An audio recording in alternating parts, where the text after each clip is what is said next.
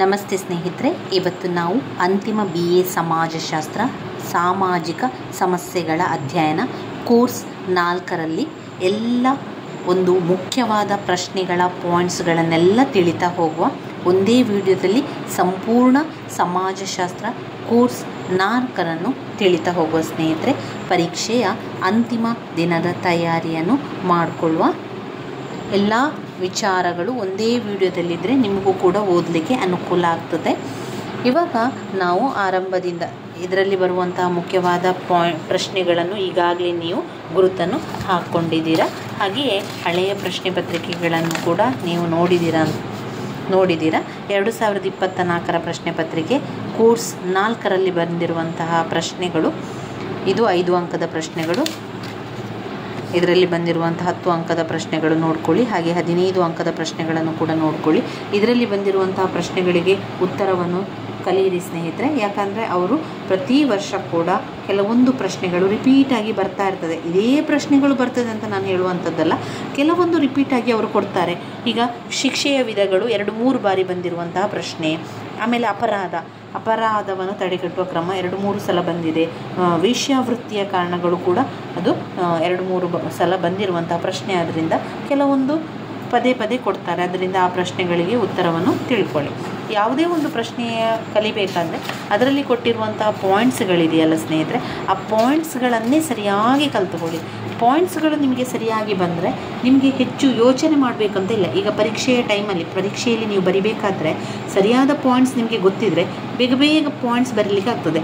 ನಂತರ ನೀವು ಪಾಯಿಂಟ್ಸನ್ನು ವಿವರಿಸ್ತಾ ಹೋಗುವಂಥದ್ದು. ಈ ವಿವರಣೆಗೆ ನಂತರ ನಿಮಗೆ ಏನೆಲ್ಲ ವಿವರಿಸಲಿಕ್ಕೆ ಸಾಧ್ಯ, ಹೇಗೆ ವಿವರಿಸಬೇಕು ಎನ್ನುವಂಥದ್ದೆಲ್ಲ ನೋಡ್ತಾ ಅದನ್ನು ಬರಿತಾ ನಿಮಗೆ ಕೆಲವೊಂದು ವಿವರಣೆಗಳೆಲ್ಲ ಬರೋದ್ರಿಂದ ಬರ್ತದೆ. ಅದು ಓದ್ತಾ ವಿವರಣೆಗಳೆಲ್ಲ ಬರ್ತದೆ. ಆ ವಿವರಣೆ ನಿಮಗೆ ಏನು ಸಾಧ್ಯ ವಿವರಿಸಲಿಕ್ಕೆ ಅದನ್ನೆಲ್ಲ ಬರಿತಾ ಹೋಗಿ. ನೀವು ಕೇಳಿರುವಂಥದ್ದು, ನೋಡಿರುವಂಥ ವಿಚಾರಗಳು, ಈಗ ಸಮಾಜಶಾಸ್ತ್ರ ಅಂತ ಬಂದ ಕೂಡಲೇ ನಮ್ಮ ಸುತ್ತಮುತ್ತಲಿನ ವಿಚಾರಗಳಷ್ಟೇ ಹೆಚ್ಚಾಗಿರೋದ್ರಿಂದ ನಾವು ಅದನ್ನೇ ಬರಿತಾ ಹೋದರೆ ಆಯಿತು.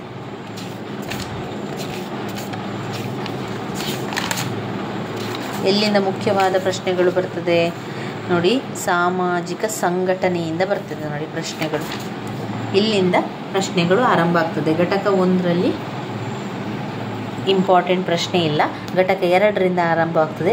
ಸಾಮಾಜಿಕ ಸಂಘಟನೆಯ ಅರ್ಥ, ವ್ಯಾಖ್ಯೆ, ಸ್ವರೂಪಗಳು, ಸಾಮಾಜಿಕ ಸಂಘಟನೆಗೆ ಕಾರಣಗಳು. ಮೊದಲಿಗೆ ಅರ್ಥವನ್ನು ತಿಳ್ಕೊಳ್ಳುವ. ಸಾಮಾಜಿಕ ಸಂಘಟನೆ ಅಂದರೆ ಏನು? ಸಾಮಾಜಿಕ ಸಂಘಟನೆ ಎನ್ನುವಂಥದ್ದು ಸಾಮಾಜಿಕ ರಚನೆಯ ವಿವಿಧ ಭಾಗಗಳು ತಮ್ಮ ಕಾರ್ಯಗಳನ್ನು ಮಾಡುವಂಥದ್ದು. ಅಂದರೆ ಅಕ್ಬರ್ನವರ ಪ್ರಕಾರ ವಿವಿಧ ಭಾಗಗಳ ಅಭಿವ್ಯಕ್ತಿಯಾಗಿದ್ದು ಅದು ಹಲವು ಕಾರ್ಯಗಳನ್ನು ನಿರ್ವಹಿಸುತ್ತದೆ. ಇದು ಏನಾದರೊಂದನ್ನು ಸಾಧಿಸಲು ಇರುವ ಗುಂಪು ಸಾಧನವಾಗಿದೆ. ಏನಾದರೂ ಒಂದು ಸಾಧಿಸಲಿಕ್ಕೆ ಇರುವಂತಹ ಒಂದು ಗುಂಪು ಸಾಧನವನ್ನೇ ನಾವೇನು ಹೇಳ್ತೇವೆ, ಸಾಮಾಜಿಕ ಸಂಘಟನೆ ಅಂತ ಹೇಳುವಂಥದ್ದು. ಮೊದಲನೆಯದು ಸಾಮಾಜಿಕ ಸಂಘಟನೆಯ ಲಕ್ಷಣಗಳನ್ನು ತಿಳಿಸಿ ಅಂತ ಹೇಳಿದ್ದಾರೆ. ಒಂದು ಕೆಲಸವನ್ನು ಮಾಡುವಂಥದ್ದಿದು. ಸಾಮಾಜಿಕ ಸಂಘಟನೆಯ ಲಕ್ಷಣಗಳ ಪಾಯಿಂಟ್ಸ್ಗಳು. ಸಾಮಾಜಿಕ ಸಂಘಟನೆಯು ಸಾಪೇಕ್ಷವಾದ ಪರಿಕಲ್ಪನೆ. ಸಾಮಾಜಿಕ ಸಂಘಟನೆಯು ಸಾಪೇಕ್ಷವಾದ ಪರಿಕಲ್ಪನೆ. ಸಾಮಾಜಿಕ ಸಂಘಟನೆಯು ಕಾರ್ಯಾಚರಣೆಯನ್ನು ಸೂಚಿಸುತ್ತದೆ, ಸರಿಯಾದ ಕಾರ್ಯಾಚರಣೆಯನ್ನು ಸೂಚಿಸುತ್ತದೆ. ಸಾಮಾಜಿಕ ಅಂತರ್ಕ್ರಿಯೆ. ಸಾಮಾಜಿಕ ಅಂತರ್ಕ್ರಿಯೆ ಸಂವಹನವನ್ನು ಮಾಡ್ತದೆ, ಸಂಘರ್ಷವನ್ನು ಮಾಡ್ತದೆ. ಸಾಮಾಜಿಕ ಸಂಘಟನೆಯು ಸಂವಹನ ಮಾಡ್ತದೆ, ಸಂಘರ್ಷವನ್ನು ಕೂಡ ಮಾಡ್ತದೆ. ಸ್ಪರ್ಧೆ ಇದೆ. ಸಂಯೋಜನೆ, ಸಮೀಕರಣ, ಸಹಕಾರ, ಸಾಮಾಜಿಕ ಬದಲಾವಣೆ. ಇದು ಸಾಮಾಜಿಕ ಅಂತರ್ಕ್ರಿಯೆಯಲ್ಲಿ ಬರುವಂತಹ ಪಾಯಿಂಟ್ಸ್ಗಳು. ಸಾಮಾಜಿಕ ಅಂತರ್ಕ್ರಿಯೆಯಲ್ಲಿ ಸಂವಹನ, ಸಂಘರ್ಷ, ಸ್ಪರ್ಧೆ, ಸಂಯೋಜನೆ ಎಲ್ಲ ಬರ್ತದೆ. ನಂತರ ಸಮೀಕರಣ, ಸಹಕಾರ ಬರ್ತದೆ. ನಂತರ ಬರುವಂಥದ್ದು ಸಾಮಾಜಿಕ ಬದಲಾವಣೆ. ಸಾಮಾಜಿಕ ಸಂಘಟನೆಯ ಲಕ್ಷಣಗಳು. 1. ಸಾಮಾಜಿಕ ಸಂಘಟನೆಯು ಸಾಪೇಕ್ಷವಾದ ಪರಿಕಲ್ಪನೆಯಾಗಿದೆ. 2. ಸಾಮಾಜಿಕ ಸಂಘಟನೆಯು ಸುಸಂಗತವಾದ ಕಾರ್ಯಾಚರಣೆಯನ್ನು ಸೂಚಿಸುತ್ತದೆ, ಸರಿಯಾದ ಕಾರ್ಯಾಚರಣೆಯನ್ನು ಸೂಚಿಸುತ್ತದೆ. 3. ಸಾಮಾಜಿಕ ಅಂತರ್ಕ್ರಿಯೆಯನ್ನು ಹೊಂದಿದೆ. ಸಾಮಾಜಿಕ ಅಂತರ್ಕ್ರಿಯೆಯಲ್ಲಿ ಮತ್ತೆ ಕೆಲವೊಂದು ಪಾಯಿಂಟ್ಸ್ಗಳಿದೆ. ಅದು ಸಂವಹನ, ಸಂಘರ್ಷ, ಸ್ಪರ್ಧೆ, ಸಂಯೋಜನೆ, ಸಮೀಕರಣ ಮತ್ತು ಸಹಕಾರ ಎನ್ನುವಂಥ ಪಾಯಿಂಟ್ಸ್ಗಳು. 4ನೇ ಪಾಯಿಂಟಲ್ಲಿ ಸಾಮಾಜಿಕ ಬದಲಾವಣೆ.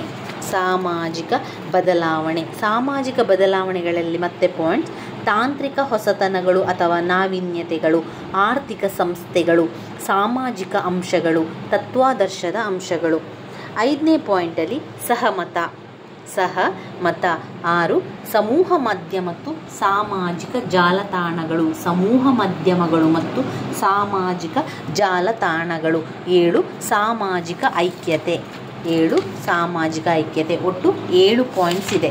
ಯಾವುದರಲ್ಲಿ? ಸಾಮಾಜಿಕ ಸಂಘಟನೆಯ ಲಕ್ಷಣಗಳಲ್ಲಿ 7 ಪಾಯಿಂಟ್ಸ್ಗಳಿದೆ. ಮತ್ತೊಮ್ಮೆ ಪಾಯಿಂಟ್ಸ್ ಹೇಳ್ತಾ ಹೋಗ್ತಾನೆ. ಸಾಮಾಜಿಕ ಸಂಘಟನೆಯು ಸಾಪೇಕ್ಷವಾದ ಪರಿಕಲ್ಪನೆ. ಸಾಮಾಜಿಕ ಸಂಘಟನೆಯು ಕಾರ್ಯಾಚರಣೆಯನ್ನು ಸೂಚಿಸುತ್ತದೆ. ಸಾಮಾಜಿಕ ಅಂತಕ್ರಿಯೆಯಾಗಿದೆ.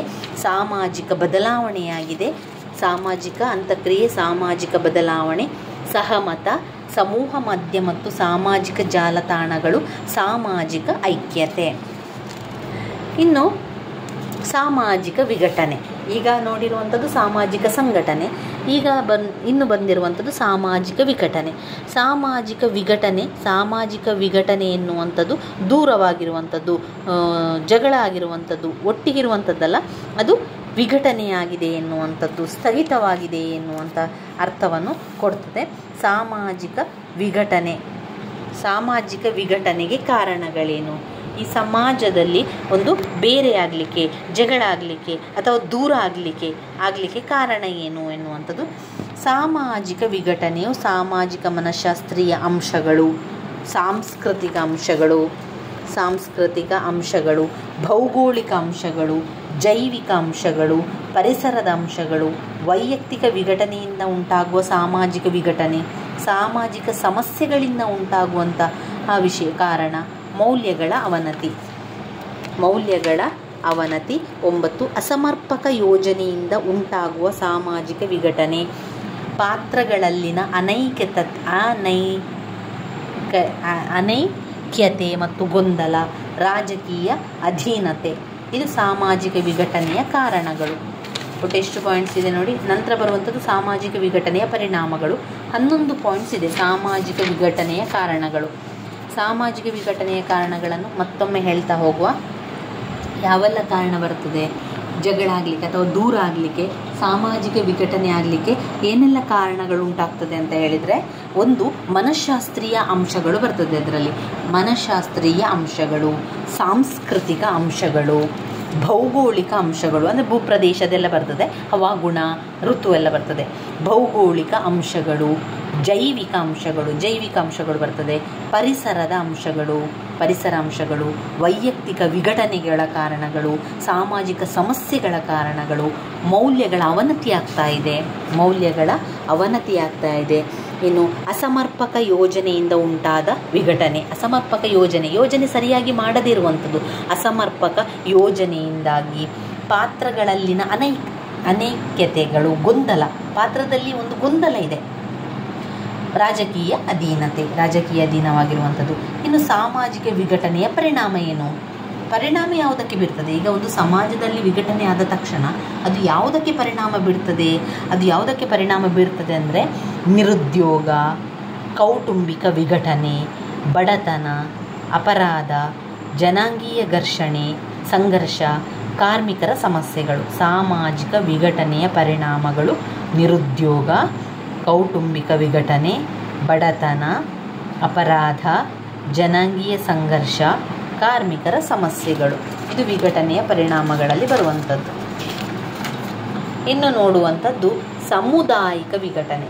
ಈಗ ನೋಡಿದ್ದು ಸಾಮಾಜಿಕ ವಿಘಟನೆ ಆಯಿತು. ಇನ್ನು ಬರುವಂಥದ್ದು ನಮ್ಮ ಸಮುದಾಯದಲ್ಲಿ ವಿಘಟನೆಯ ವಿಧಗಳೇನು ಅಂತ ಕೇಳಿದ್ದಾರೆ.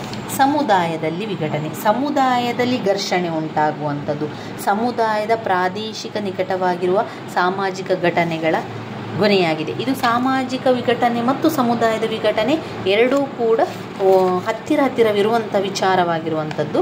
ಒಂದೇ ವಿಚಾರ ಅಂತ ಹೇಳ್ಬೋದು. ಸಮುದಾಯದ ವಿಘಟನೆಯ ಒಂದು ಸ್ಥಿತಿ, ಹಾಗೇ ಪ್ರಕ್ರಿಯೆಯೂ ಕೂಡ ಅದು ವಿಘಟನೆಯ ಪ್ರಕ್ರಿಯೆ. ಅದು ವಿಘಟನೆ ಆಗುವಂಥ ಪ್ರಕ್ರಿಯೆ ಬಗ್ಗೆ ಹೇಳ್ತಾ ಹೋಗುವಂಥದ್ದು. ಇದರಲ್ಲಿ ಸಮುದಾಯದ ವಿಘಟನೆ, ಕನ್ಫ್ಯೂಸ್ ಆಗಬೇಡಿ. ಆಗ ನಾವು ಓದಿದ್ದು ಸಾಮಾಜಿಕ ವಿಘಟನೆ. ಆರಂಭದಲ್ಲಿ ಫಸ್ಟಿಗೆ ನಾವು ಕಲಿತುಕೊಂಡಿರುವಂಥದ್ದು ಸಾಮಾಜಿಕ ಸಂಘಟನೆಯ ಕಾರ್ಯಗಳು, ಕಾರಣಗಳು ಎಲ್ಲ. ನಂತರ ಸಾಮಾಜಿಕ ವಿಘಟನೆಯ ಬಗ್ಗೆ ತಿಳ್ಕೊಂಡಿವಿ. ಇದು ನಮ್ಮ ಸಮುದಾಯದ ವಿಘಟನೆಯ ಕಾರಣ ಮತ್ತು ಪರಿಣಾಮಗಳನ್ನು ಹೇಳ್ತಾ ಇರುವಂಥದ್ದು.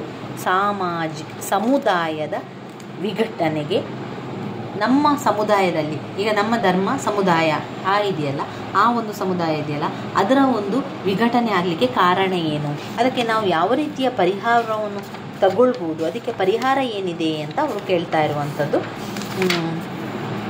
ಅದರಲ್ಲಿ ಒಂದು ಸಾಮಾಜಿಕ ಬದಲಾವಣೆ, ಸಮುದಾಯದ ವಿಘಟನೆಗೆ ಕಾರಣಗಳು. ಪ್ರಶ್ನೆಯನ್ನು ಸರಿಯಾಗಿ ಅರ್ಥ ಮಾಡ್ಕೊಳ್ಳಿ ಸ್ನೇಹಿತರೆ, ಕನ್ಫ್ಯೂಸ್ ಆಗಬೇಡಿ.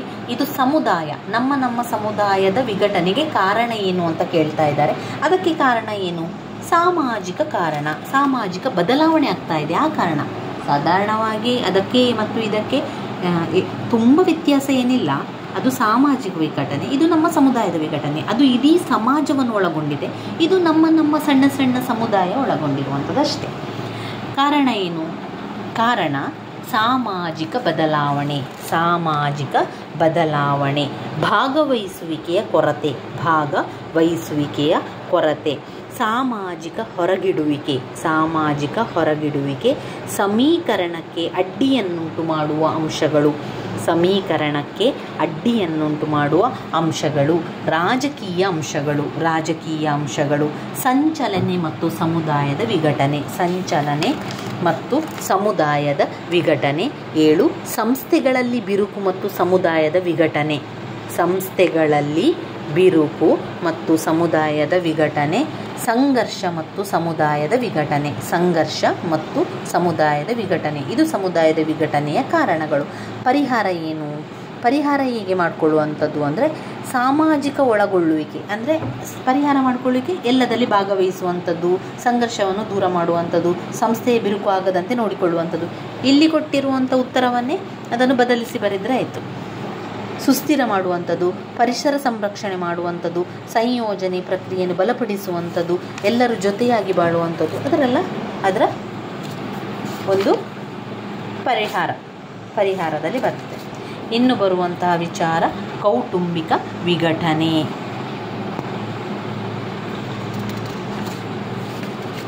ಕೌಟುಂಬಿಕ ವಿಘಟನೆ ಅಂದರೆ ನಮ್ಮ ಕುಟುಂಬದಲ್ಲಿ ಆಗುವಂಥ ಒಂದು ಜಗಳ, ಕುಟುಂಬದಲ್ಲಿ ಆಗುವಂಥ ದೂರ ಆಗುವಿಕೆ, ಜಗಳ ಆಗುವಂಥದ್ದು ಯಾವ ಕಾರಣಕ್ಕಾಗಿ ಎನ್ನುವಂಥದ್ದೆಲ್ಲ ಬರುವಂಥದ್ದು ಕೌಟುಂಬಿಕ ವಿಘಟನೆಯಲ್ಲಿ ಬರ್ತದೆ.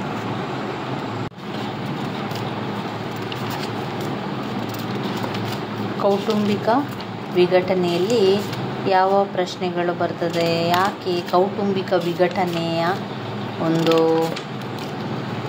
ಪ್ರಶ್ನೆಗಳು ನೋಡಿದರೆ ಕೌಟುಂಬಿಕ ವಿಘಟನೆಯಲ್ಲಿ ಯಾವುದು ಮುಖ್ಯ ಪ್ರಶ್ನೆ ಬರಲಿಲ್ಲ. ಇನ್ನು ವೈಯಕ್ತಿಕ ವಿಘಟನೆಯಲ್ಲಿ ಕೂಡ ಇಲ್ಲ. ಇನ್ನು ಬೇಕಾಗಿರುವಂಥದ್ದು ವೈವಾಹಿಕ ಸಂಘರ್ಷ, ಪುಟ ಸಂಖ್ಯೆ 109. ವೈವಾಹಿಕ ಸಂಘರ್ಷ, ವೈಯಕ್ತಿಕ ವಿಘಟನೆ, ಕೌಟುಂಬಿಕ ವಿಘಟನೆ ಎನ್ನುವಂಥದ್ದು ಎಲ್ಲ ನಮ್ಮ ಕುಟುಂಬದ ವಿಚಾರದ ರೀತಿಯಲ್ಲಿ.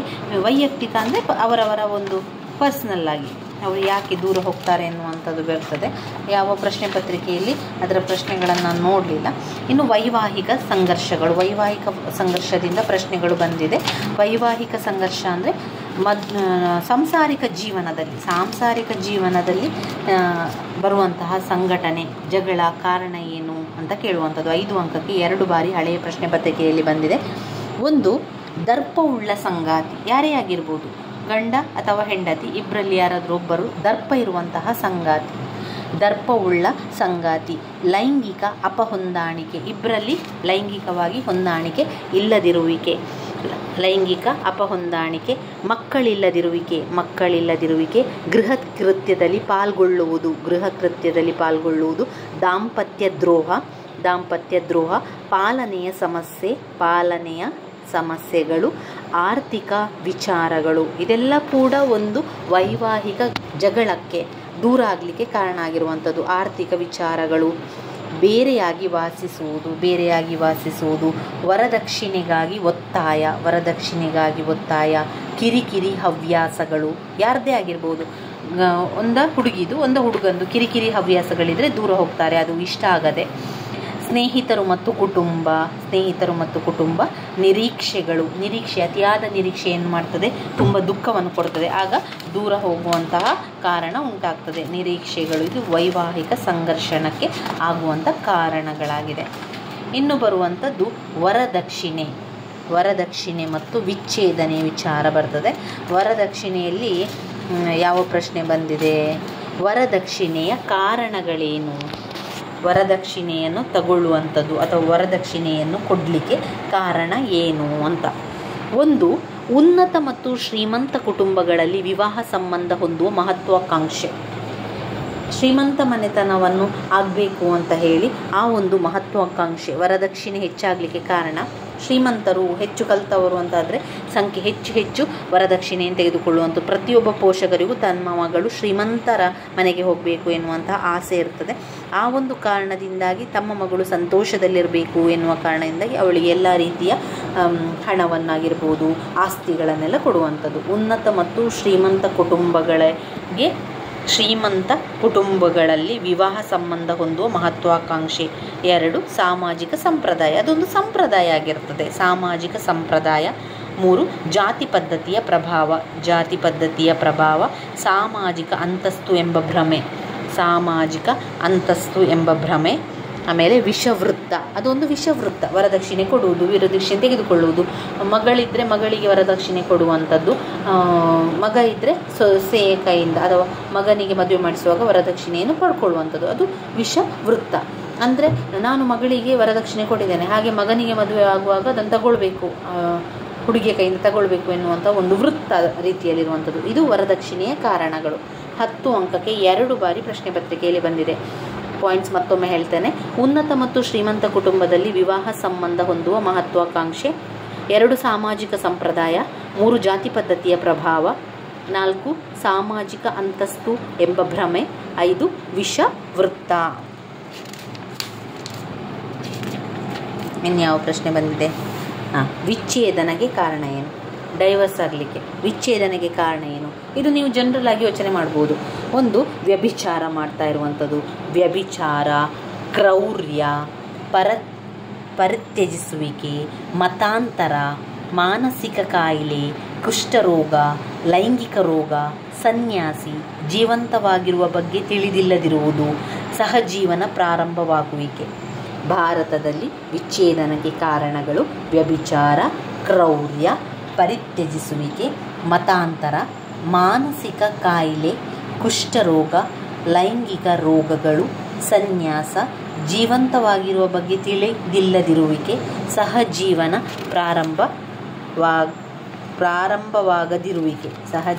ಪ್ರಾರಂಭವಾಗದಿರುವಿಕೆ ವಿಚ್ಛೇದನೆಗೆ ಕಾರಣಗಳು.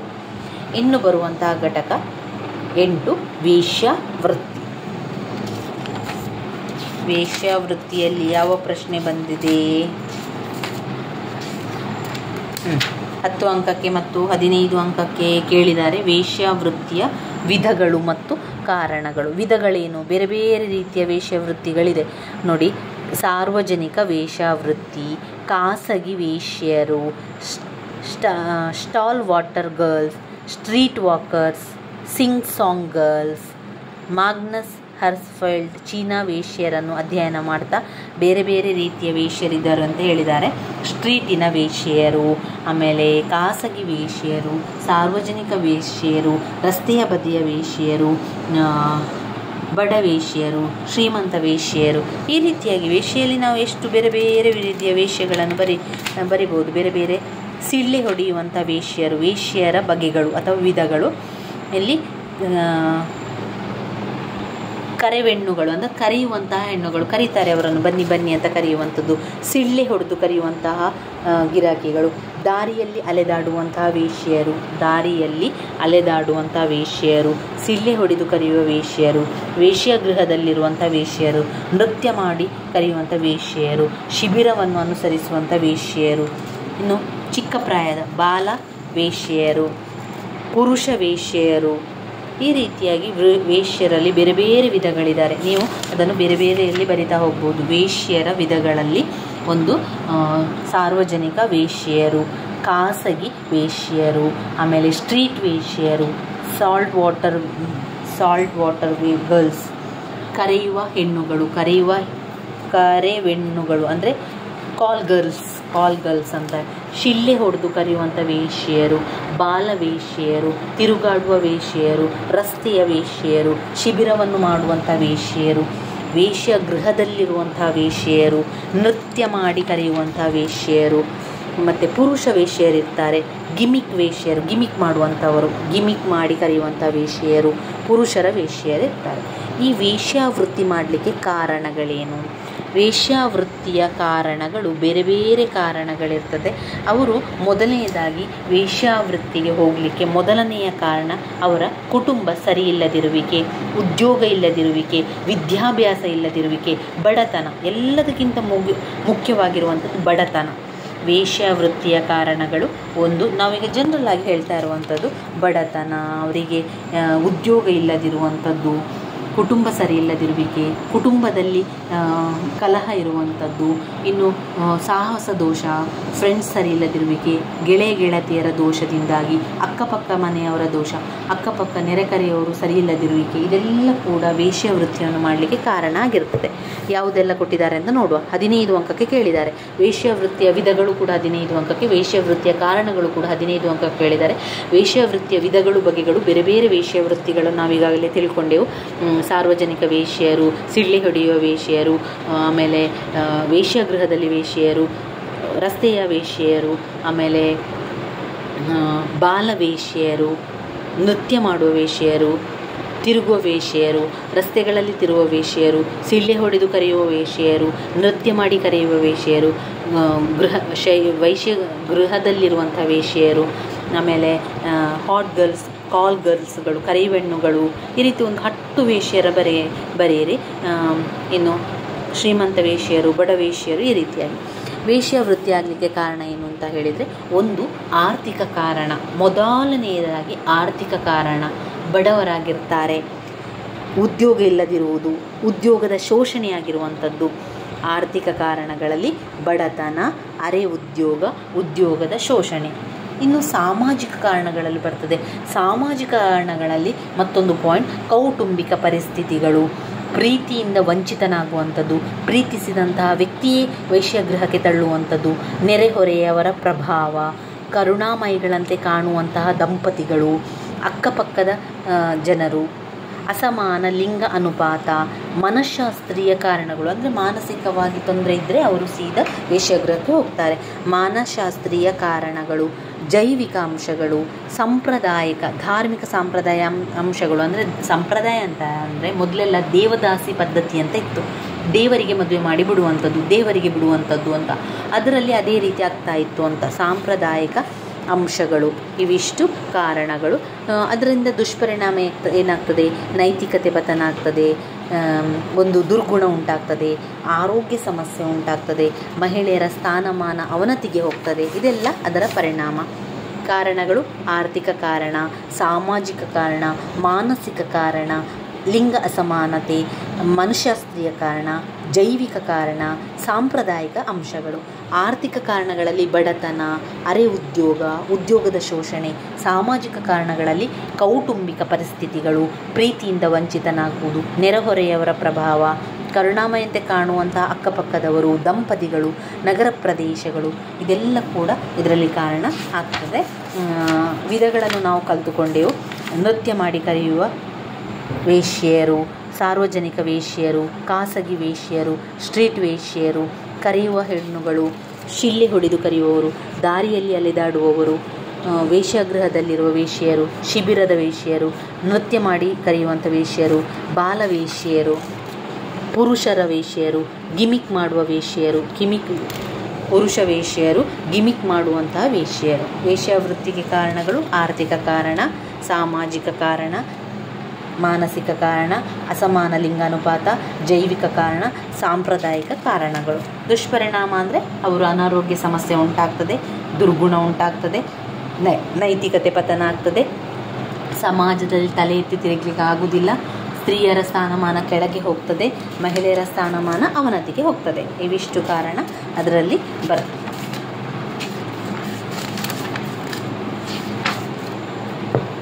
ಇನ್ನು ಬರುವಂಥದ್ದು ಲೈಂಗಿಕ ಅಪರಾಧಗಳು.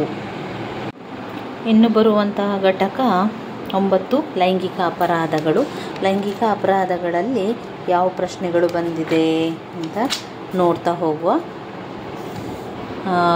ಒಬ್ಬ ವ್ಯಕ್ತಿ ಒತ್ತಡ ಅಥವಾ ಭಯದ ಮೂಲಕ ಒಬ್ಬ ವ್ಯಕ್ತಿಯನ್ನು ಆತನ ಅಥವಾ ಆಕೆಯ ವಿರೋಧದ ನಡುವೆಯೂ ಲೈಂಗಿಕ ಕ್ರಿಯೆಯಲ್ಲಿ ತೊಡಗಲು ಪ್ರಜ್ಞಾಪೂರ್ವಕವಾಗಿ ಬಲವಂತಪಡಿಸುವಂತಹ ಕಾನೂನು ವಿರೋಧಿ ಅಪರಾಧದ ಕ್ರಿಯೆ ಅಂತ ಇಲ್ಲಿ ನಾವು ಹೇಳುವಂಥದ್ದು. ಇದರಲ್ಲಿ ಯಾವ ಪ್ರಶ್ನೆ ಬಂದಿದೆ? ಪ್ರಶ್ನೆ ಪತ್ರಿಕೆಗಳಲ್ಲಿ ಹಳೆಯ ಪ್ರಶ್ನೆ ಪತ್ರಿಕೆಯಲ್ಲಿ ಹಲವು ಸಲ ರಿಪೀಟ್ ಆಗಿ ಬಂದಿರುವಂಥ ಪ್ರಶ್ನೆಗಳಷ್ಟೇ ನೋಡಿದ್ರೆ ಸಾಕು. ಅದರಲ್ಲಿ ಮುಖ್ಯವಾದ ಪ್ರಶ್ನೆಗಳಿಲ್ಲ. ಇನ್ನು ಬರುವಂಥದ್ದು ಅಪರಾಧದಲ್ಲಿ 5 ಅಂಕದ ಪ್ರಶ್ನೆ ಕೇಳ್ತಾರೆ, ಶಿಕ್ಷೆಯಲ್ಲಿ 10 ಅಂಕದ ಪ್ರಶ್ನೆ ಕೇಳ್ತಾರೆ. ನೋಡಿ, ಅಪರಾಧದಲ್ಲಿ ನೋಡುವ. ಅಪರಾಧದ ಬಗ್ಗೆ ಮೊದಲಿಗೆ ಅಪರಾಧದ ಅರ್ಥವನ್ನು ತಿಳ್ಕೊಳ್ಬೇಕು. ಆಮೇಲೆ ಅಪರಾಧದ ಅಂಶಗಳೇನು, ಅಪರಾಧಕ್ಕೆ ಇರುವಂಥ 5 ಪ್ರಮುಖ ಸಮಾಜಶಾಸ್ತ್ರೀಯ ಸಿದ್ಧಾಂತಗಳೇನು ಅಂತ ತಿಳ್ಕೊಳ್ಳುವ. ಮೊದಲಿಗೆ ಅಪರಾಧದ ಅರ್ಥವನ್ನು ತಿಳ್ಕೊಳ್ಳುವ. ಅಪರಾಧದ ಅರ್ಥ, ಅಪರಾಧ ಅಂದ್ರೇನು? ಪ್ರೊಫೆಸರ್ ಸದರ್ ಲ್ಯಾಂಡ್ ಅವರ ಪ್ರಕಾರ ಸಮಾಜಘಾತುಕವಾದ ಮತ್ತು ಕಾನೂನಿನಿಂದ ಶಿಕ್ಷೆ ವಿಧಿಸಬಹುದಾದ ಕ್ರಿಯೆ ಅಪರಾಧ ಎಂದು ಅಪರಾಧವನ್ನು ವ್ಯಾಖ್ಯಾನಿಸಿದ್ದಾರೆ. ಮೆಕೆಲ್ ಮತ್ತು ಆಡ್ಲರ್ ಅವರ ಪ್ರಕಾರ ಕಾನೂನಿನಿಂದ ನಿಷೇಧಿಸಲ್ಪಟ್ಟ ನಡವಳಿಕೆ ಅಪರಾಧ. ಕಾನೂನಿನಿಂದ ನಿಷೇಧಿಸಲ್ಪಟ್ಟಂತಹ ನಡವಳಿಕೆ ಅಪರಾಧ ಅಂತ ಹೇಳಿದ್ದಾರೆ. ಇನ್ನು ಅಪರಾಧದ ಸಿದ್ಧಾಂತಗಳನ್ನು ತಿಳ್ಕೊಳ್ಳುವ. ಪ್ರಮುಖ ಸಿದ್ಧಾಂತಗಳು: ಸಾಮಾಜಿಕ ಒತ್ತಡ ಸಿದ್ಧಾಂತ, ಭೇದಾತ್ಮಕ ಸಹವಾಸ ಸಿದ್ಧಾಂತ, ನಿಯಂತ್ರಣ ಸಿದ್ಧಾಂತ, ಗುರುತುಪಟ್ಟಿ ಸಿದ್ಧಾಂತ, ಸಾಮಾಜಿಕ ವಿಸಂಘಟನಾ ಸಿದ್ಧಾಂತ. ಇದು ಅಪರಾಧದ ಸಾಮಾಜಿಕ ಪರಿಸ್ಥಿತಿಯ ಸಿದ್ಧಾಂತಗಳು ಅಂತ ಹೇಳುವಂಥದ್ದು. ಯಾವುದೆಲ್ಲ? ಸಾಮಾಜಿಕ ಒತ್ತಡ ಸಿದ್ಧಾಂತ, ಸಾಮಾಜಿಕ ಒತ್ತಡ ಸಿದ್ಧಾಂತ, ಭೇದಾತ್ಮಕ ಸಹವಾಸ ಸಿದ್ಧಾಂತ, ಭೇದಾತ್ಮಕ ಸಹವಾಸ ಸಿದ್ಧಾಂತ, ನಿಯಂತ್ರಣ ಸಿದ್ಧಾಂತ, ನಿಯಂತ್ರಣ ಸಿದ್ಧಾಂತ, ಗುರುತುಪಟ್ಟಿ ಸಿದ್ಧಾಂತ, ಗುರುತುಪಟ್ಟಿ ಸಿದ್ಧಾಂತ, ಸಾಮಾಜಿಕ ವಿಘಟನಾ ಸಿದ್ಧಾಂತ, ಸಾಮಾಜಿಕ ವಿಘಟನಾ ಸಿದ್ಧಾಂತ. ಅಪರಾಧದ ಅಂಶಗಳೇನು? 5 ಅಂಕಕ್ಕೆ ಬಂದಾಗ ಅಪರಾಧದ ಬಗ್ಗೆ ಬರೆಯಿರಿ ಅಥವಾ ಅಪರಾಧ ಅಂತ ಕೊಡ್ತಾರೆ. ಆವಾಗ ನಾವು ಮೊದಲಿಗೆ ಅಪರಾಧದ ಅರ್ಥವನ್ನು ಬರೀಬೇಕು. ಅದಾದ ನಂತರ ಅಪರಾಧಕ್ಕೆ ಬರುವಂಥ ಸಿದ್ಧಾಂತಗಳನ್ನು ಬರೆಯಿರಿ. ಪಾಯಿಂಟ್ಸ್ಗಳನ್ನಷ್ಟೇ ಬರೆದ್ರೆ ಸಾಕು. ಅಪರಾಧದ ಅಂಶಗಳನ್ನು ಬರೀರಿ, ಪಾಯಿಂಟ್ಸ್ಗಳನ್ನಷ್ಟೇ ಬರೀರಿ. ನಂತರ ಸ್ವಲ್ಪ ಅದರ ವಿವರಿಸಿ 1.5 ಪುಟ ಆಗಲಿಕ್ಕೆ ತಕ್ಕ ವಿವರಣೆಯನ್ನು ಕೊಡಿ. ನಂತರ ಮುಕ್ತಾಯವನ್ನು ಬರೆಯಿರಿ. ಅಪರಾಧದ ಅಂಶಗಳು: ವೈಯಕ್ತಿಕ ಕಾರಣಗಳು, ವೈಯಕ್ತಿಕ ಕಾರಣಗಳು, ಕೌಟುಂಬಿಕ ಪರಿಸ್ಥಿತಿಗಳು, ಕೌಟುಂಬಿಕ ಪರಿಸ್ಥಿತಿಗಳು, ವೈಯಕ್ತಿಕ ಕಾರಣಗಳು, ಕೌಟುಂಬಿಕ ಪರಿಸ್ಥಿತಿಗಳು, ಸಮವಯಸ್ಕರ ಗುಂಪು, ಸಮವಯಸ್ಕರ ಗುಂಪು, ಸಿನಿಮಾ ಮತ್ತು ಮಾಧ್ಯಮ, ಸಿನಿಮಾ ಮಾಧ್ಯಮ, ಆರ್ಥಿಕ ಕಾರಣಗಳು, ಜನಸಂಖ್ಯೆ, ನಿರುದ್ಯೋಗ, ಕೈಗಾರಿಕೀಕರಣ, ನಗರೀಕರಣ, ರಾಜಕೀಯ ಕಾರಣಗಳು. ಈ ಎಲ್ಲ ಕಾರಣಗಳು ಅಪರಾಧದ ಅಂಶಗಳಾಗಿರ್ತದೆ. ಯಾವುದೆಲ್ಲ? ವೈಯಕ್ತಿಕ ಕಾರಣಗಳು, ವೈಯಕ್ತಿಕವಾದಂತಹ ಕಾರಣಗಳು, ಕೌಟುಂಬಿಕ ಪರಿಸ್ಥಿತಿಗಳು, ಕೌಟುಂಬಿಕ ಪರಿಸ್ಥಿತಿಗಳು, ಸಮವಯಸ್ಕರ ಗುಂಪು, ಸಮವಯಸ್ಕರ ಗುಂಪು, ಸಿನಿಮಾ ಮತ್ತು ಮಾಧ್ಯಮ. ನೋಡಿ, ಈಗ ಸಿನಿಮಾ ನೋಡುವುದು, ದೂರದರ್ಶನ ಮಾಧ್ಯಮದಿಂದಾಗಿ ತುಂಬ ಅಪರಾಧಗಳೆಲ್ಲ ನಡೆಯುವಂಥದ್ದು. ಸಿನಿಮಾ ಮತ್ತು ಮಾಧ್ಯಮ. ಆರ್ಥಿಕ ಕಾರಣಗಳು, ಹಣದ ವಿಷಯ, ಆರ್ಥಿಕ ಕಾರಣಗಳು, ಜನಸಂಖ್ಯೆ, ನಿರುದ್ಯೋಗ, ಕೈಗಾರಿಕೀಕರಣ ಕೂಡ ಅಪರಾಧ ಮಾಡಲಿಕ್ಕೆ ಒಂದು ಕಾರಣ. ನಗರೀಕರಣ ಕೂಡ ಕಾರಣ. ರಾಜಕೀಯ ಕಾರಣಗಳು ಕೂಡ ಆಗಿರ್ತದೆ. ಇನ್ನು ಅಪರಾಧದ ವಿಧಗಳೇನು? ಬೇರೆ ಬೇರೆ ಅಪರಾಧವನ್ನು ಮಾಡ್ತಾರೆ. ಬೇರೆ ಬೇರೆ ಅಪರಾಧ ಅಂತ ಯಾವುದಲ್ಲಿ ಬರ್ತದೆ? ಬೇರೆ ಬೇರೆ ಅಪರಾಧ ಅಂತ ತುಂಬ ವಿಧ ಇರ್ಬೋದು. ಅಪರಾಧದಲ್ಲಿ ಒಂದು ವಿಧ ಅಂತಲ್ಲ, ಬೇರೆ ಬೇರೆ ಅಪರಾಧದ ವಿಧಗಳಿರ್ತದೆ. ಅದರಲ್ಲಿ ವ್ಯಕ್ತಿ ವಿರುದ್ಧ ಅಪರಾಧ, ಆಸ್ತಿಪಾಸ್ತಿಗಳ ವಿರುದ್ಧ ಅಪರಾಧ, ಬಿಳಿ ಕೊರಳು ಪಟ್ಟಿ ಅಪರಾಧ, ಬಾಲಾಪರಾಧ, ಮಹಿಳಾ ಅಪರಾಧ, ವ್ಯವಸ್ಥಿತ ಅಪರಾಧ, ರಾಜಕೀಯ ಅಪರಾಧ, ಲೈಂಗಿಕ ಅಪರಾಧದ ವಿಧಗಳು. ಈ 5 ಅಂಕಕ್ಕೆ ಬಂದಾಗ ಅಪರಾಧದ ಅರ್ಥ ಬರೆದು ಅಪರಾಧದ ಸಿದ್ಧಾಂತ ಬರೆಯಿರಿ, ಅದಾದ ಮೇಲೆ ಅಪರಾಧದ ಕಾರಣ ಬರೆಯಿರಿ, ಅಪರಾಧದ ವಿಧಗಳನ್ನು ಬರೆಯಿರಿ. ಆಯಿತಾ? ಎಲ್ಲವನ್ನು ಬರೆದ್ರೆ 1.5 ಪುಟದಷ್ಟು ಬರಿತಾ ಹೋಗ್ಬೋದು. ಬರೀ ಪಾಯಿಂಟ್ಸನ್ನಷ್ಟೇ ಬರೆದ್ರೆ ಸಾಕು. ನೀವು 5 ಅಂಕಕ್ಕೆ ಬಂದಾಗ ಪಾಯಿಂಟ್ಸನ್ನೇ 1.5 ಪುಟದಲ್ಲಿ ಆಗಬೇಕಾದ್ರೆ ನಿಮಗೆ ಅಪರಾಧದ ಸಿದ್ಧಾಂತ, ಅಪರಾಧದ ಕಾರಣ, ಅಪರಾಧದ ವಿಧಗಳು ಎಲ್ಲ ಬರೆಯುವಾಗ 1.5 ಪುಟ ಆಗ್ತದೆ. ವ್ಯಕ್ತಿಗಳ ವಿರುದ್ಧ ಅಪರಾಧ, ಆಸ್ತಿಪಾಸ್ತಿಗಳ ವಿರುದ್ಧ ಅಪರಾಧ, ಬಿಳಿ ಕೊರಳು ಪಟ್ಟಿ ಅಪರಾಧ, ಬಾಲ ಅಪರಾಧ, ಮಹಿಳಾ ಅಪರಾಧ, ವ್ಯವಸ್ಥಿತ ಅಪರಾಧ, ರಾಜಕೀಯ ಅಪರಾಧ, ಲೈಂಗಿಕ ಅಪರಾಧ, ಇದೆಲ್ಲ ಕೂಡ ಅಪರಾಧದ ವಿಧಗಳಲ್ಲಿ ಬರುವಂಥದ್ದು. ಇನ್ನು ನಾವು ನೋಡುವಂತಹ ಘಟಕ ಶಿಕ್ಷೆಯ ಬಗ್ಗೆ 10 ಅಂಕಕ್ಕೆ ಕೇಳಿದ್ದಾರೆ. ಶಿಕ್ಷೆ ಎನ್ನುವಂಥದ್ದು, ಶಿಕ್ಷೆಯ ವಿಧಗಳೇನು ಅಂತ 15 ಅಂಕಕ್ಕೆ ಕೇಳಿದ್ದಾರೆ. ಆವಾಗ ನಾವು ಮೊದಲಿಗೆ ಅರ್ಥವನ್ನು ಬರೀಬೇಕಾಗ್ತದೆ. ಅದರಿಂದ ಮೊದಲಿಗೆ ಅರ್ಥವನ್ನು ತಿಳ್ಕೊಳ್ಳುವ. ಶಿಕ್ಷೆ ಅಂದರೆ ಏನು?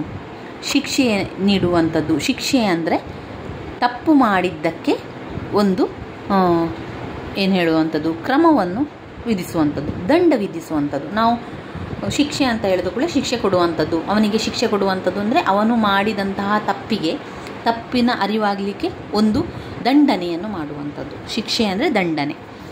ಜುಲಿಯನ್ ಪಿ ಅಲೆಕ್ಸಾಂಡರ್ ಅವರ ಪ್ರಕಾರ ಶಿಕ್ಷೆ ಅಂದರೆ ಒಬ್ಬ ವ್ಯಕ್ತಿಯ ದುಷ್ಕೃತ್ಯಕ್ಕಾಗಿ ನ್ಯಾಯಾಂಗವು ಆತನಿಗೆ ನೋವು, ಸಂಕಟ, ಬಂಧನ ಇತ್ಯಾದಿ ಯಾವುದೇ ಬಗೆಯ ದಂಡನೆಯನ್ನು ವಿಧಿಸುವ ಕ್ರಮವೇ ಶಿಕ್ಷೆ. ಶಿಕ್ಷೆ ಅಂದ್ರೇನು?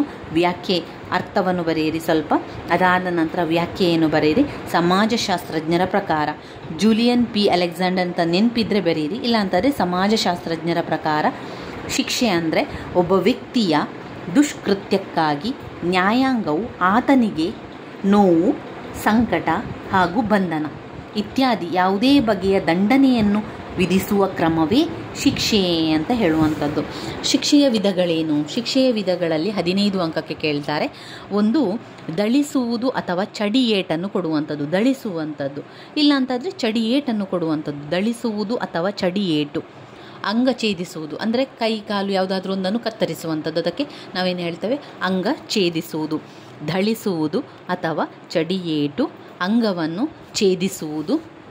ಕಳಂಕ ಮುದ್ರೆ, ಅವನು ಅಪರಾಧ ಮಾಡಿದ್ದಕ್ಕೆ ಅವನಿಗೆ ಒಂದು ಮುದ್ರೆಯನ್ನು ಹಾಕುವಂಥದ್ದು. ಕಳಂಕ ಮುದ್ರೆ ಅದು ಎಲ್ಲ ಕಡೆ ಹೋದ ಕೂಡಲೇ ಅವನನ್ನು ಅಪರಾಧಿ ಅಂತ ಎಲ್ಲರಿಗೆ ಗೊತ್ತಾಗ್ತದೆ, ಅದೊಂದು ಮುದ್ರೆ, ಕಳಂಕ ಮುದ್ರೆ. ಸಾರ್ವಜನಿಕ ಅಪಮಾನ, ಕಳಂಕ ಮುದ್ರೆ, ಸಾರ್ವಜನಿಕ ಅಪಮಾನ. ಆರ್ಥಿಕ ಜುಲ್ಮಾನೆ ಅಂದರೆ ದಂಡ ವಿಧಿಸಲಿಕ್ಕೆ ಹಣ ಕೊಡಬೇಕು, ಇಂತಿಷ್ಟು ಹಣ ಕಟ್ಟಲಿಕ್ಕೆ.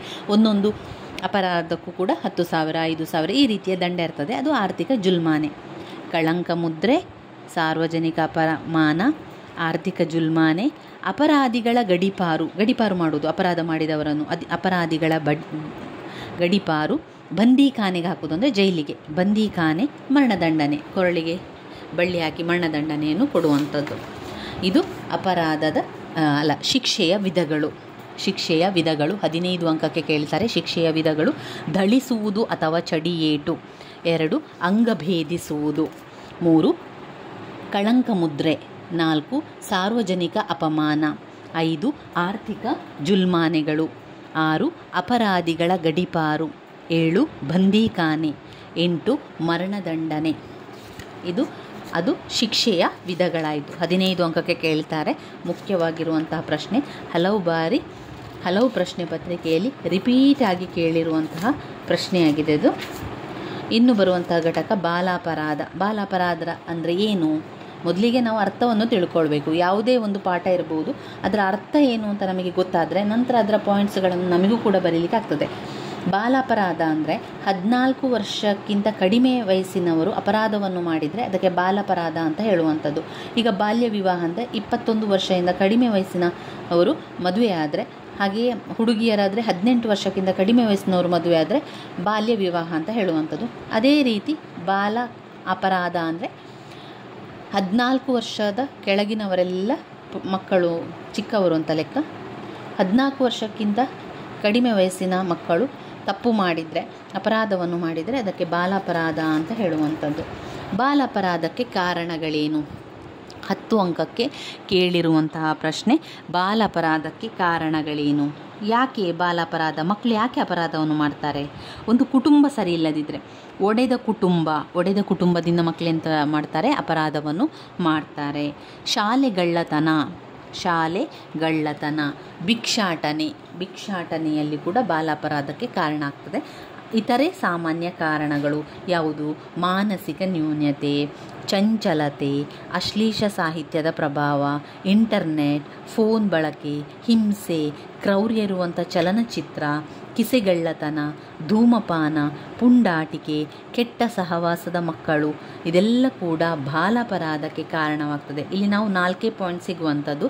ಇನ್ನಷ್ಟು ಬರೆದ್ರೆ ನಮಗೆ 15 ಪಾಯಿಂಟ್ ಸಿಗ್ತದೆ. ನಾವು ಇದನ್ನು ಇತರೆ ಕಾರಣಗಳು ಅಂತ ಬರೆದ್ರೂ ಕೂಡ ಆ ಇತರೆ ಕಾರಣವನ್ನು ಬರೆಯದೆ ಈ ಪಾಯಿಂಟ್ಸ್ಗಳನ್ನೆಲ್ಲ ಪ್ರತ್ಯೇಕವಾಗಿ ಬರೆಯಿರಿ ಸ್ನೇಹಿತರೆ. ಯಾವಾಗ 10 ಅಂಕಕ್ಕೆ ನಮಗೆ 3ರಿಂದ 4 ಪುಟದಷ್ಟು ಬರೀಲಿಕ್ಕೆ ಇರ್ತದೆ. ಕೇವಲ 4 ಪಾಯಿಂಟ್ಸ್ಗಳು ಇಟ್ಟುಕೊಂಡು ನಮಗೆ 3ರಿಂದ 4 ಪುಟದಷ್ಟು ಬರೀಲಿಕ್ಕೆ ಪಾಯಿಂಟ್ಸ್ಗಳು ಕಡಿಮೆ ಆಗ್ತದೆ. ಅದರಿಂದ ನಾವು ಹೆಚ್ಚು ಪಾಯಿಂಟ್ಸನ್ನು ಮಾಡ್ಕೊಳ್ಬೇಕು ಅಂತ ಹೇಳಿದರೆ ಇತರೆ ಸಾಮಾನ್ಯ ಕಾರಣವನ್ನು ಬಿಡಿಯಾಗಿ ನೀವು ಬರಿಬೇಕು. ಹೇಗೆ ಅಂತ ಹೇಳ್ತಾ ಹೋಗ್ತಾನೆ.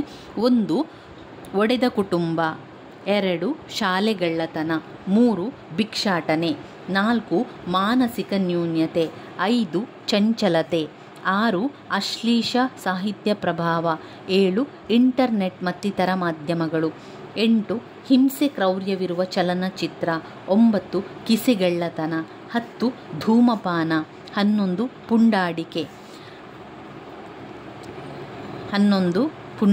12 ಕೆಟ್ಟ ಸಹವಾಸದ ಮಕ್ಕಳು. ನಮಗೀಗ 12 ಪಾಯಿಂಟ್ ಸಿಕ್ಕಿತು. ಈ 12 ಪಾಯಿಂಟ್ಸಿಂದ 3ರಿಂದ 4 ಪುಟ ಬರೀಲಿಕ್ಕೆ ಆರಾಮದಲ್ಲಿ ಪಾಯಿಂಟ್ಸನ್ನೆಲ್ಲ ಬರಿತಾ ವಿವರಿಸಲಿಕ್ಕೆ ನಮಗೆ ತುಂಬಾ ಸುಲಭ ಆಗ್ತದೆ. ಇದು ಬಾಲಾಪರಾಧಕ್ಕೆ ಕಾರಣಗಳು. ಇನ್ನು ಬರುವಂಥದ್ದು ಯಾವ ಪ್ರಶ್ನೆ ಬಂದಿದೆ?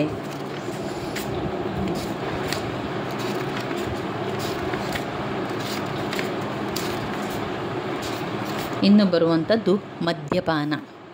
ಇದೆಲ್ಲ ಕೂಡ ಜನರಲ್ ಆಗಿ ನಮಗೆ ಉತ್ತರವನ್ನು ಬರೆಯುವಂತಹ ಪ್ರಶ್ನೆಗಳೇ. ಆದ್ದರಿಂದ ಬೇಗ ಅದರ ಪಾಯಿಂಟ್ಸನ್ನು ಕಲ್ತ್ಕೊಂಡು ಹೋದ್ರಾಯಿತು. ಬೇಗ ನಮಗೆ ಅದು ನೆನಪಲ್ಲಿ ಉಳಿತದೆ. ಮತ್ತು ನಮ್ಮ ಜನರಲ್ ಆಗಿ ಅಂದರೆ ನಮ್ಮ ಸುತ್ತಮುತ್ತಲು ನಡೆಯುವಂಥ ವಿಚಾರಗಳೇ ಆಗಿರೋದ್ರಿಂದ ಬೇಗನೆ ಪಾಯಿಂಟ್ಸ್ಗಳನ್ನೆಲ್ಲ ಬರಿತಾ ಹೋಗ್ಬೋದು.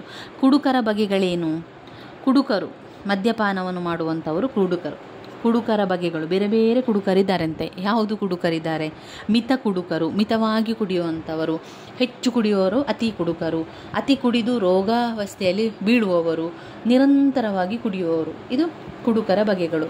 ಇನ್ನೂ ಕೂಡ ಹೇಳ್ಬೋದು ಬೇರೆ ಬೇರೆ. ರಾತ್ರಿ ಕುಡುಕರು, ಹಗಲು ಕುಡುಕರು, ಆಮೇಲೆ ಇಲ್ಲೇನು ಮಿತ ಕುಡುಕರು, ಸ್ವಲ್ಪ ಕುಡಿಯುವಂಥವರು. ಮಿತ ಕುಡುಕರು, ಅತಿಯಾದ ಕುಡುಕರು, ಅತಿಯಾಗಿ ಕುಡಿದು ರೋಗಾವಸ್ಥೆಗೆ ಬರುವವರು, ನಿರಂತರ ಕುಡಿಯುವವರು, ಹಗಲು ಕುಡಿಯುವವರು, ರಾತ್ರಿ ಕುಡುಕರು, ಹವ್ಯಾಸಕ್ಕಾಗಿ ಕುಡುಕರು, ಮತ್ತು ಖುಷಿಗಾಗಿ ಕುಡುಕರು. ಇದೆಲ್ಲ ಕುಡುಕರ ಬಗೆಗಳು. ನಾವು ಕುಡುಕರ ಬಗೆಗಳಿಗೆ ತುಂಬ ಹೇಳ್ಬೋದು. ಅತಿ ಕುಡುಕರು, ಮಿತ ಕುಡುಕರು, ಅತಿ ಕುಡಿದು ರೋಗಾವಸ್ಥೆಗೆ ಬರುವವರು, ನಿರಂತರ ಕುಡುಕರು, ಹಗಲು ಕುಡುಕರು, ರಾತ್ರಿ ಕುಡುಕರು, ನಿರಂತರ ಕುಡುಕರು, ಇದೆಲ್ಲ ಬರ್ತದೆ. ಕುಡುಕರ ಬಗೆಗಳು 5 ಅಂಕಕ್ಕೆ ಕೇಳಿದ್ದಾರೆ.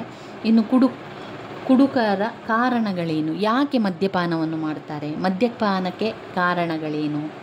1 ದುರವಸ್ಥೆ, ಕಸುಬಿನಾತ್ಮಕ ಅಂಶಗಳು, ಕೆಟ್ಟವರ ಸಹವಾಸ, ಮನರಂಜನಾ ಸೌಕರ್ಯದ ಕೊರತೆ, ಅಜ್ಞಾನ, ನರಗಳ ದೌರ್ಬಲ್ಯ, ದೇವರ ವರ ಅಥವಾ ಶಾಪ, ತಮಾಷೆ ಹಾಗೂ ಸ್ನೇಹಪರತೆ, ಶೋಭಾಚಾರ, ವ್ಯವಹಾರ ಕಾರಣಗಳಿಗೋಸ್ಕರ, ವ್ಯಾಪಾರದಲ್ಲಿ ಶೀಘ್ರ ಯಶಸ್ಸು, ನಗರೀಕರಣಗಳು, ಬುದ್ಧಿಮಾಂದ್ಯತೆ.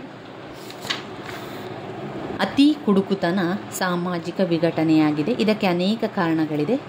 ಅದು ಹೇಳುವಂಥದ್ದು ದುರವಸ್ಥೆ, ಕಸುಬಿನ ಒಂದು ಅಂಶ, ಕೆಟ್ಟ ವಾಸಸ್ಥಾನ, ಮನರಂಜನೆ ಸೌಕರ್ಯದ ಕೊರತೆ, ಅಜ್ಞಾನ, ನರಗಳ ದೌರ್ಬಲ್ಯ, ದೇವರ ವರ ಅಥವಾ ಶಾಪ, ತಮಾಷೆ ಹಾಗೂ ಸ್ನೇಹಪರತೆ, ಶೋಭಾಚಾರ, ವ್ಯಾಪಾರ ಕಾರಣಗಳಿಗೆ, ವ್ಯಾಪಾರದಲ್ಲಿ ಶೀಘ್ರವಾದ ಯಶಸ್ಸು, ನಗರೀಕರಣ, ಬುದ್ಧಿಮಾಂದ್ಯತೆ, ಸಾಮಾಜಿಕ ಪರಿಸ್ಥಿತಿ. ಇದೆಲ್ಲ ಕೂಡ ಮದ್ಯಪಾನಕ್ಕೆ ಕಾರಣಗಳಾಗಿರ್ತದೆ. ಅದಕ್ಕೆ ನಾವೇ ಜನರಲ್ ಆಗಿ ಎಲ್ಲ ಪಾಯಿಂಟ್ಸ್ಗಳನ್ನು ಹಾಕ್ತಾ ಹೋಗ್ಬೋದು. ಇನ್ನು ಬರುವಂತಹ ಒಂದು ಮುಖ್ಯವಾದಂತಹ ಘಟಕ ಭ್ರಷ್ಟಾಚಾರದ ಕಾರಣ, ಪರಿಣಾಮ, ಕ್ಷೇತ್ರ ಭ್ರಷ್ಟಾಚಾರವನ್ನು ಹೇಗೆ ತಡೆಗಟ್ಟುವುದು? ಇದನ್ನು 15 ಅಂಕಕ್ಕೆ 2 ಬಾರಿ ಹಳೆಯ ಪ್ರಶ್ನೆ ಪತ್ರಿಕೆಯಲ್ಲಿ ಬಂದಿದೆ, 1 ಬಾರಿ 10 ಅಂಕಕ್ಕೆ ಬಂದಿದೆ. ಇದು 3 ಸಲ ಹಳೆಯ ಪ್ರಶ್ನೆ ಪತ್ರಿಕೆಯಲ್ಲಿ ಕೇಳಿರುವಂತಹ ಪ್ರಶ್ನೆ. ಭ್ರಷ್ಟಾಚಾರದ ಕಾರಣ, ಪರಿಣಾಮ, ಕ್ಷೇತ್ರ, ಭ್ರಷ್ಟಾಚಾರ ತಡೆಗಟ್ಟುವಿಕೆಯ ವಿಧಾನ. ಇದು ವೆರಿ ಇಂಪಾರ್ಟೆಂಟ್ ಆಗಿರುವಂತಹ ಪ್ರಶ್ನೆ. ಇದನ್ನು ಸ್ಕಿಪ್ ಮಾಡಬೇಡಿ, ಸರಿಯಾಗಿ ಓದ್ಕೊಳ್ಳಿ. ಇದನ್ನು ಹೆಚ್ಚಾಗಿ ಅವರು ಕೇಳಿರೋದ್ರಿಂದ ಇದನ್ನು ಓದ್ಕೊಳ್ಳಿ. 15 ಅಂಕಕ್ಕೆ ಕೇಳ್ತಾರೆ. ಭ್ರಷ್ಟಾಚಾರ ಅಂದರೆ ಏನು? ಭ್ರಷ್ಟಾಚಾರ ಅಂದರೆ ಲಂಚವಾಗಿ ಹಣವನ್ನು ಕೊಡುವಂಥದ್ದು, ತೆಗೆದುಕೊಳ್ಳುವಂಥದ್ದು. ಭ್ರಷ್ಟಾಚಾರ ಲಂಚವನ್ನು ಹಣವಾಗಿ ಕೊಡುವುದನ್ನು ಭ್ರಷ್ಟಾಚಾರ ಅಂತ ಹೇಳುವಂಥದ್ದು. ಯಾವುದಾದ್ರೂ ಒಂದು ಕೆಲಸ ಆಗಬೇಕು ಅಂತ ಹೇಳಿದರೆ ನೀವು ಇಂತಿಷ್ಟು ಹಣ ಕೊಡಿ, ಆದರೆ ನಿಮ್ಮ ಕೆಲಸವನ್ನು ಮಾಡಿ ಕೊಡ್ತೇವೆ ನಾವು ಅಂತ ಹೇಳಿ ಅವರಿಂದ ಹಣ ವಸೂಲಿಯನ್ನು ಮಾಡುವಂಥದ್ದು ಇದೆಯಲ್ಲ, ಅದುವೇ ಭ್ರಷ್ಟಾಚಾರ.